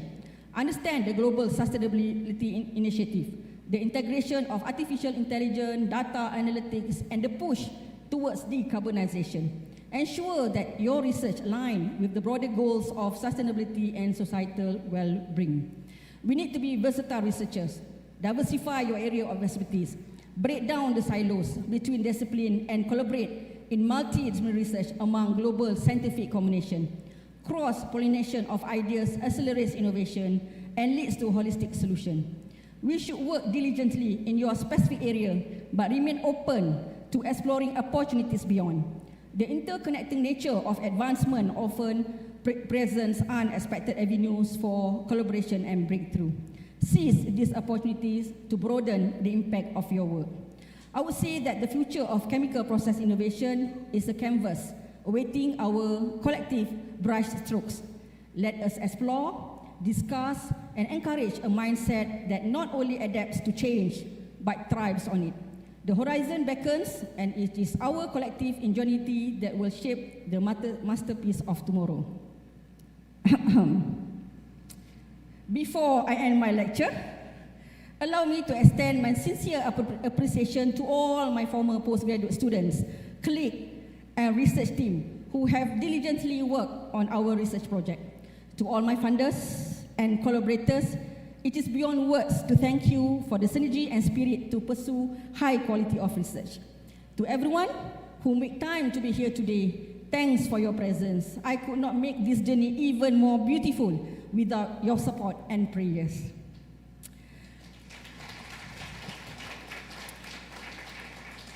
I would also like to take this opportunity as I am deeply humbled and honored to express my gratitude to the remarkable individuals who have played important roles in my journey. This journey has been shaped by the support, trust, and encouragement of a diverse and dedicated community. I extend my sincere appreciation to the UiTM Board of Directors for their guidance and leadership. Your vision has been the compass that has steered us towards excellence. A special thank you to Yang Berbahagia Profesor Dato Dr. Sharin Sahib, the current Vice Chancellor, and not to forget the line of previous Vice Chancellors who I have worked closely. Yang berbahagia Datuk Dr. Roziah Jano, yang berbahagia Profesor Emeritus Datuk Insinyur Dr. Muhammad Azrai Kasim, yang berbahagia Profesor Emeritus Datuk Dr. Hassan Said, and yang berbahagia Profesor Emeritus Tan Sri Datuk Sri Insinyur Dr. Sahul Hamid Abu Bakar for their unwavering support and belief in the pursuit of academic excellence. Your leadership has been a source of inspiration. My heartfelt thanks to the current and previous UiTM executive management and top management for fostering an environment that promotes innovation and academic advancement. To my esteemed colleagues, the senior and fellow professors, your camaraderie and intellectual has been instrumental in shaping my academic journey. A heartfelt acknowledgement to dedicated staff from the Deputy Vice Chancellor Office Research and Innovation. Your tireless efforts has made my role as Deputy Vice Chancellor more manageable. A special mention to the Assistant Vice Chancellor and my esteemed colleagues from the College of Engineering. Your collaboration has enriched our academic pursuit. My sincere gratitude, nak menangis ni, to colleagues and members from the School of Chemical Engineering, formerly known as the Faculty of Chemical Engineering. Your conditional support towards my academic journey has been commendable. Your dedication to excellence has been a cornerstone of our shared success. To Yang Berbahagia Profesor Dr. Sharifah Aisyah Abdul Kadir, a mentor and visionary leader, I am profoundly grateful for your trust and for being a guiding light in the establishment of the Faculty of Chemical Engineering. She was one of my panel interviews for my lecturer's post. For your information, today marks my 34 years and 3 days of service in ITM and UiTM. To Yang Berbahagia Prof. Sohaimi, thank you for your trust. Boleh tengok dia, nanti nangis. To Yang Berbahagia Prof. Sohaimi, thank you for your trust in me to lead the Industry Community and Alumni Network Unit, in short, ICAN, College of Engineering, and for encouraging me to embark on this professional lecture journey. Your support has been invaluable. To Yang Berbahagia Profesor Norazah, she's not here with us. I appreciate your nomination for 2017 Anugerah Kepimpinan Akademik UiTM. Your recognition is a testament to our collective efforts in advancing the field. To the dedicated members of the Secretariat for this professional lecture, your meticulous planning and execution have ensured the success of this event.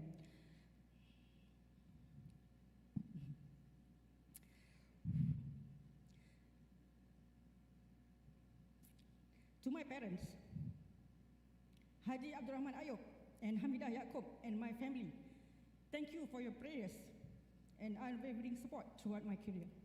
To my husband, Haji Tajuddin Mak Jahi, your support and encouragement have allowed me to soar beyond limitation and unlock my highest potential. I am grateful for the trust you have placed in my capabilities. To my children, Nur Batrisha, Nur Kristina, Nur Sharafana, Muhammad Abdi Syamuddin, and son-in-law Muhammad Affan, your understanding and support have been my pillars of strength. To my circle of friends who have been with me through ups and downs, your motivation has fueled my determination to be the best version of myself. Finally, to all the participants, whether present in the hall or online, I hope that you have found value in my presentation. Your engagement is the essence of knowledge sharing. With that, thank you very much. I leave you with my quotes. Pursue your research with noble intention, harmonizes resilience, persistence, and perseverance with faith, and Allah will unfold the path to success. With that, thank you so much. Thank you very much, Yang Berbahagia Profesor Technologist Dr. Norazah Abd Rahman. Please remain on stage. Ladies and gentlemen, let us give a round of applause to a true scholar, an expert in the area of chemical engineering, a true testament of continued commitment in research, innovation, and commercialization in a very diverse area. And she has actually taken us through, walking through her area of expertise, taking us into the past, present, and future of chemical engineering. Let's give another round of applause to Yang Berbahagia Professor Technologist Dr. Norazah. One thing that I was very much amazed of her presentation today, the sharing of her professorial lecture, the jargons that she uses in her lecture was like reading A, B, C, D, E. no error in term of pronunciation. Walah, super.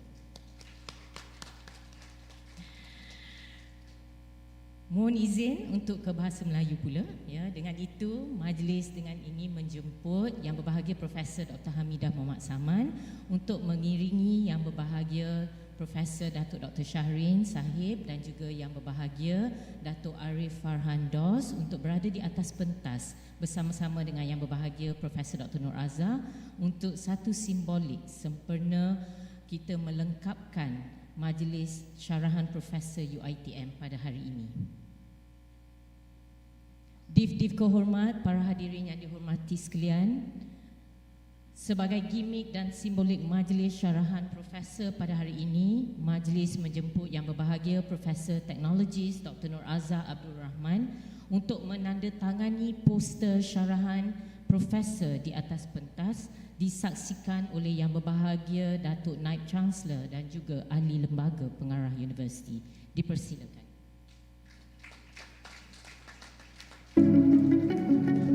Setinggi-tinggi ucapan tahniah kepada Yang Berbahagia Profesor Teknologis Dr. Norazah Abd Rahman di atas penyampaian syarahan Profesor beliau pada hari ini. Satu yang membanggakan kerana beliau telah menunjukkan sebagai seorang true scholar di dalam chemical engineering. Dengan itu, tepukan yang gemuruh untuk beliau. Dengan ini, majlis menjemput Yang Berbahagia Profesor Dr. Norazah untuk menyampaikan cenderamata kepada Yang Berbahagia Profesor Dato Dr. Shahrin Sahib, Naib Canselor UiTM. Dipersilakan. Terima kasih Yang Berbahagia Dato NC di atas sokongan yang padu pada hari ini, datang daripada jauh untuk bersama-sama dengan Prof Azhar di sesi pada petang ini. Seterusnya, majlis menjemput Yang Berbahagia Dato Arif Farhan Dos untuk menerima cenderamata daripada Yang Berbahagia Profesor Dr. Norazah. Dipersilakan. Terima kasih Yang Berbahagia Dato Arif Farhan di atas sokongan yang padu dan setia bersama dengan kami sehingga ke petang ini. Dan seterusnya, Yang Berbahagia Profesor Dr. Hamidah Muhammad Saman, Penolong Naib Canselor Kolej Pengajian Kejuruteraan. Dipersilakan. Di atas kepimpinan beliau menerajui KPK UiTM. Terima kasih Prof Hamidah. Dan seterusnya kita berbalas dulang, ya, dan kami menjemput Yang Berbahagia Datuk Profesor Dr. Shahrin untuk menyampaikan senjaban bunga kepada Profesor Dr. Norazah. Dipersilakan Datuk.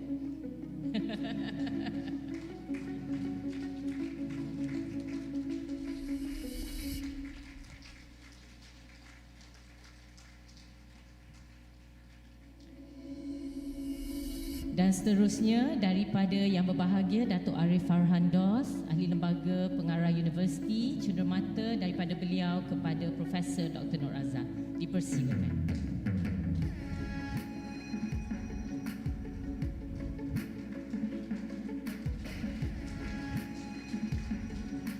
Terima kasih.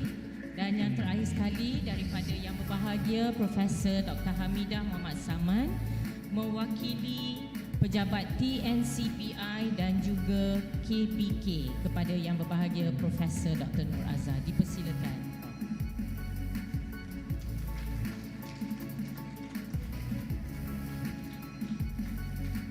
Alhamdulillah, dengan ini kami menjemput semua div-div kehormat iaitu yang berada di kursi hadapan untuk bersama-sama berada di atas pentas untuk satu sesi fotografi. Dipersilakan Puan Syami Zainal, Encik Muhammad Aizat dan juga Profesor Dr. Muhammad Nazib Suratman.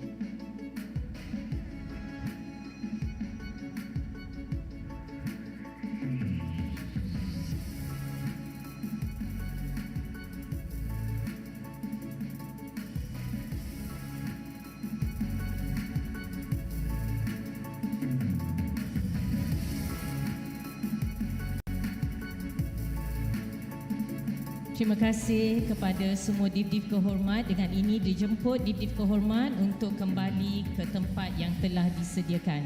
Sekali lagi tahniah kepada Yang Berbahagia Profesor Teknologis Dr. Norazah Abd Rahman di atas satu penyampaian yang begitu menyeluruh, komprehensif, holistik, mengambil kira bidang kejuruteraan kimia di dalam pelbagai sektor. Dan kalau kita lihat daripada penyampaian beliau itu, manusia dan sains tidak boleh dipisahkan, ya. Dan jika diizinkan semasa mendengar lecture tersebut, saya cuba mencari satu petikan yang sesuai untuk saya rumuskan, iaitu daripada John Dewey yang menyatakan setiap kemajuan besar dalam sains telah lahir dari keberanian imajinasi yang baru.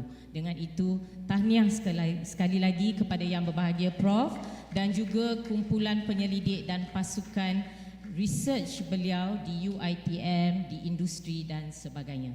Terima kasih. Satu lagi yang perlu kita rakamkan, istimewa pada petang ini, bukan senang kita nak ada profesorial lecture. Encik Amar, sila berada di atas pentas untuk kita rakamkan satu lagi sesi fotografi div-div kehormat bersama semua para jemputan yang berada di dalam Dewan.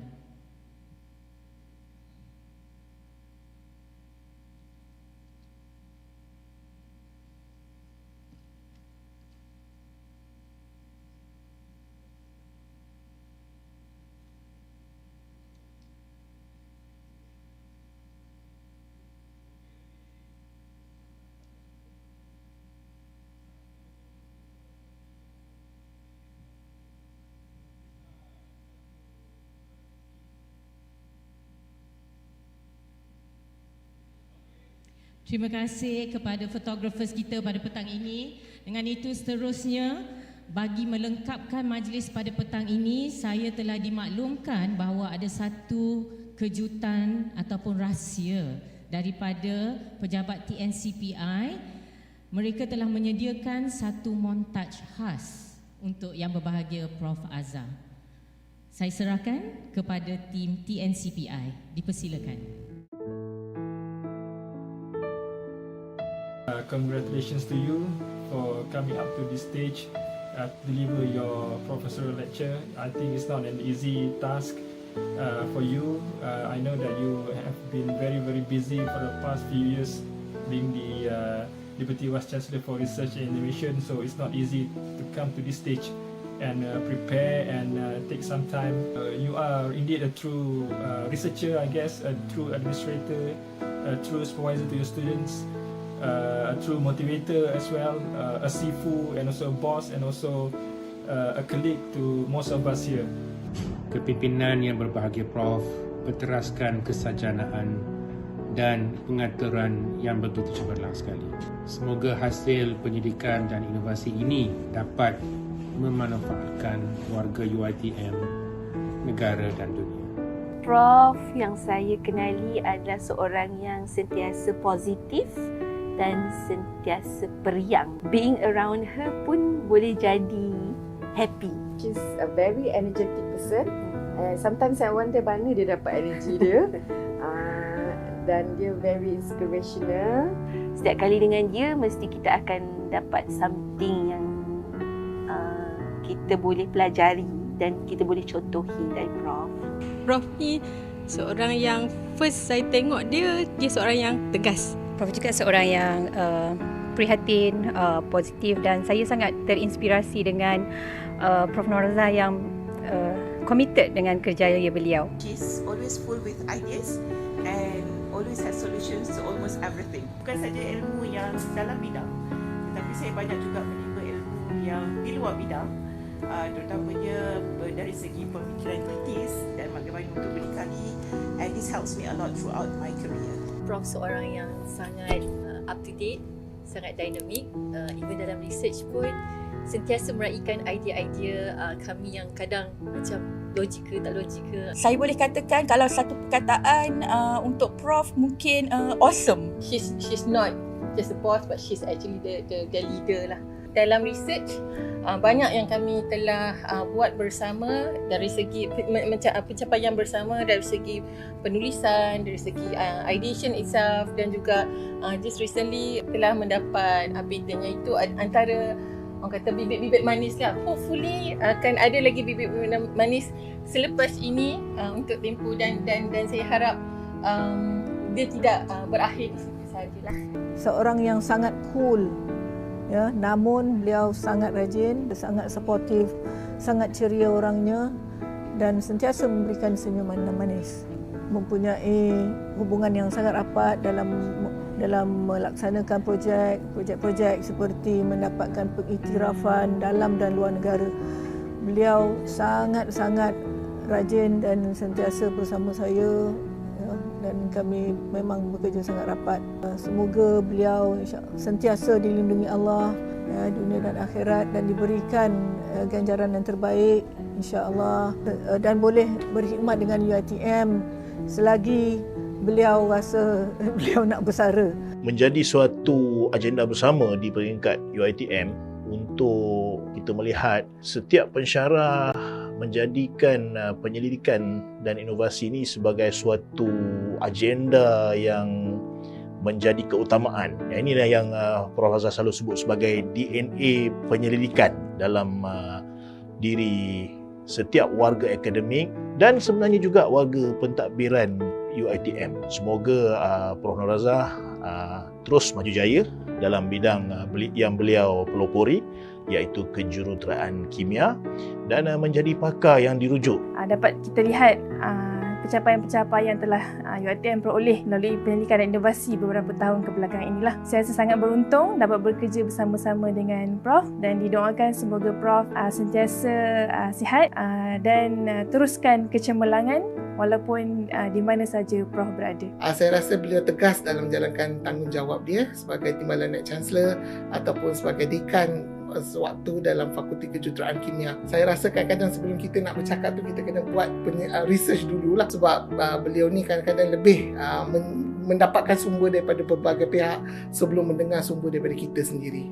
Sempena Majlis Syarahan Profesor yang bakal dijalankan pada 5 hari bulan Januari 2024 ni, saya mengucapkan all the best kepada Prof Norazah. Saya mendoakan Prof dipermudahkan segala urusan dalam penyampaian ataupun dalam menerangkan mengenai buku penyelidikan beliau untuk Majlis Syarahan Profesor ini. Terbaik. Sepanjang berada bersama Prof Azhar, saya dapati beliau yang seorang yang sangat committed dalam menjalankan tugas beliau. Sekiranya diberi sesuatu tugasan, beliau akan memastikan tugasan yang diberi menghasilkan output yang sangat baik dan berkualiti. Semoga Prof Azhar terus cemerlang dan terus menjadi inspirasi kepada warga UiTM. She always support us in everything kita buat. Even though dia busy, dia akan still try to make time for us to come and support lah. Mostly dia akan show us with actions rather than words lah. So daripada situ kita muhasabah diri dan sendiri yang tahulah okey benda ni salah, benda tu apa, benda apa yang salah dan betul semua lah. For me as a mother, dia crave our part tanpa kita sedar. So tak perlu pun nak cakap banyak, tapi through her action we know apa yang kita akan buat next lah. As a mom, is an inspiration for me. She is a complete package. If you want to take it, we want to look her as a superwoman. She is someone that I inspire to grow up to be like her. Dia only ibu yang saya nak lah. Dia tetap support saya, membuatkan saya rasa happy lah dapat dia. Setiap phase of our life, setiap adik-beradik saya semua ke, she will be there. No matter how busy, no matter how tight the schedule, sebab boleh bahagikan masa dengan baik lah. Bila dia pulang, dia akan selalu jaga kita orang dengan baik. So jadi kita tak terasa pun it's time to spend with us, dan kita akan terasa kehadiran dia. Menitik beratkan akademik dalam anak dia, sebab akademik ini adalah yang akan menentukan kejayaan kami dekat future nanti. She is very professional, can be a very serious person, tiba-tiba boleh jadi friendly, so based on the situation itself lah. And then macam mana dia cuba untuk membantu kami sebagai anak-anak untuk menjadi yang lebih baik. Sebegitu juga saya rasa some of the staff hopefully dapat merasakan impact lah yang Prof Norazah cuba lakukan lah. Puan Norazah memang nampak sesuatu cabaran tu sebagai satu peluang untuk dia grow. So bila dia satu peluang, dia akan grab that peluang and then try to do the best. Tak ada orang tak ada hidup yang tak susah dan tiada cabaran lah. She is very reserved. Dengan anak-anak ni dia tak pernah tunjuk, dia tak pernah jadi pun cabaran tu sebagai satu alasan untuk hinder dia punya growth. Mak saya selalu kerja keras sampai malam. Walaupun sama-mana cabaran yang kita hadapi tu, kita perlulah empuh walaupun susah. To be honest, waktu dia buat master, waktu tu saya masih kecil, masih baby, dia terpaksa tinggalkan anak dia untuk to pursue her study. Sebagai seorang ibu, masa itu untuk tinggalkan anak itu satu cabaran yang paling besar. Prof. Norazah selalu tekankan yang dicakap opportunity comes once. Kalau kita lepas opportunity tu, so kita maybe akan regret dan akan tak dapat balik benda tu. Mak saya ni dia suka guna metafor. Dia tak ada terus direct kata jangan buat benda tu. Tak ada. Dia akan macam ada metafor-metafor. So masa saya membesar, mak saya selalu cakap jadilah katak yang pekak. Macam mana boleh katak tu boleh finish the race lah. Di samping orang duk cakap benda yang tak elok, negatif semua. Give the rest to Allah. Mak saya cakap daripada saya takut-takut, tak boleh tidur semua tu, better dekatkan diri dengan Tuhan. Sentiasa memberi yang terbaik tanpa mengharapkan balasan. My mom selalu kata our life is not here, our life is after this, after life lah. So mak saya banyak tekankan beri je, and then apa yang orang tak bagi kita balik tu mungkin Allah tu lebih tahu. Walaupun orang baling batu dekat kita sekalipun, kita jangan balas, kita jangan put our mind down sampai tahap dia. So kita return back dengan senyuman, dengan bunga. Itu yang mak saya ajar lah. Ibu yang tidak pernah berkira masa, sentiasa ada dengan kita orang. Walaupun sesibuk mana pun, you will always involve in our life. Setiap journey kita orang tu mami ada, baik buruk kita orang pun mami terima seadanya. So hopefully mami akan go further, and then kami sentiasa mendoakan yang terbaik. Walau apa pun orang kata pasal mami, kami lebih tahulah siapa Prof. Ts Dr. Norazah. Congratulations for your achievement. Apa-apa pun yang mami nak capai ataupun yang mami inginkan, mami cuma kena ingat yang kami adalah supporter mami, and we always love you. Mami, herzliche Glückwunsch zu Ihrer professionellen Vortrag. This is your time to shine. All the best. Thank you for always supporting us. We love you. Mami, felicitation. Tahniah dalam kejayaan Mami. Walaupun cabaran Mami tepuk, tak apa Mami. Kita orang selalu support Mami. I love you. Ish lebedish. Bakal cucu yang akan keluar nanti, saya harap dapat mencontohilah nenek dia. Neneknya nampak garang di luar, tapi hanya Allah saja yang tahu apa di dalam hati. Mami, Afan mengucapkan tahniah kepada Mami telah mencapai apa yang Mami impikan. Afan sebagai menantu Mami selalu mendoakan Mami sentiasa sihat dan terus maju. Afan sentiasa ada di belakang Mami untuk selalu support Mami. Afan sayang Mami.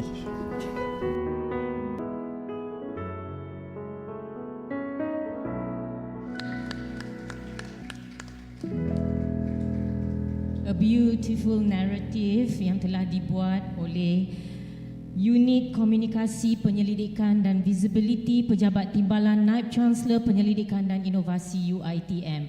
Marilah kita beri satu lagi tepukan gemuruh.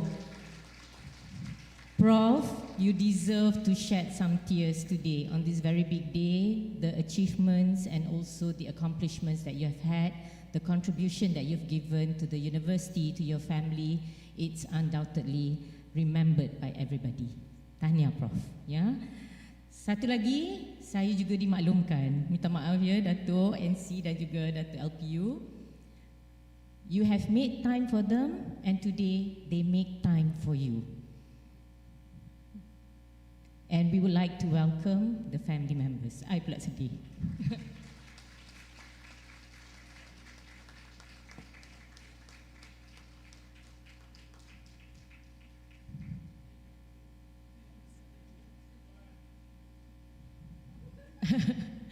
Saya difahamkan diminta untuk potong kek dan juga menerima sejamak bunga daripada ahli keluarga.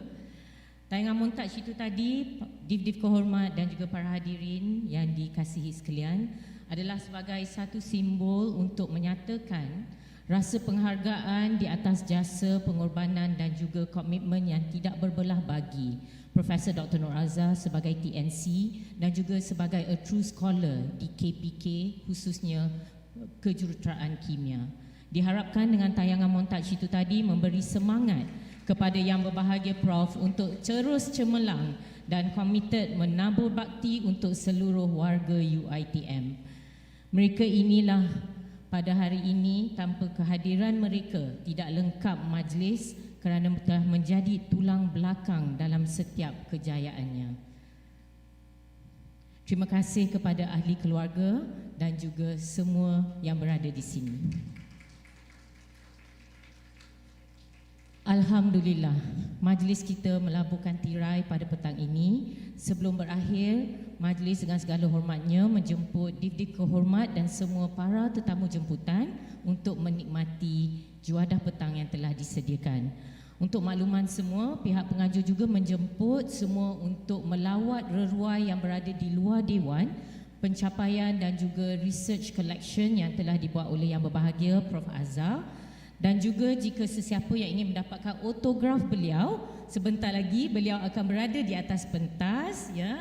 Mungkin selepas makan a bit of tea, jangan makan terlalu lama Prof, kerana mungkin ramai yang beratur untuk dapatkan your signature, ya. Bunga seroja di atas para jatuh ditimpa buah berangan. Andai kata tersilap bicara, kemaafan jua kami pohonkan. Di atas dahan burung tempur melihat rusa tepi perigi. Salam perpisahan untuk semua di lain masa, insya-Allah bersua lagi. Sesungguhnya yang baik itu datang dari Allah Subhanahu Wa Taala dan sebarang kekilafan itu adalah dari diri saya sendiri. Dengan itu sekian, wabillahi taufik wal hidayah. Wassalamualaikum warahmatullahi taala wabarakatuh dan salam sejahtera. Div-div kehormat dijemput untuk berada di meja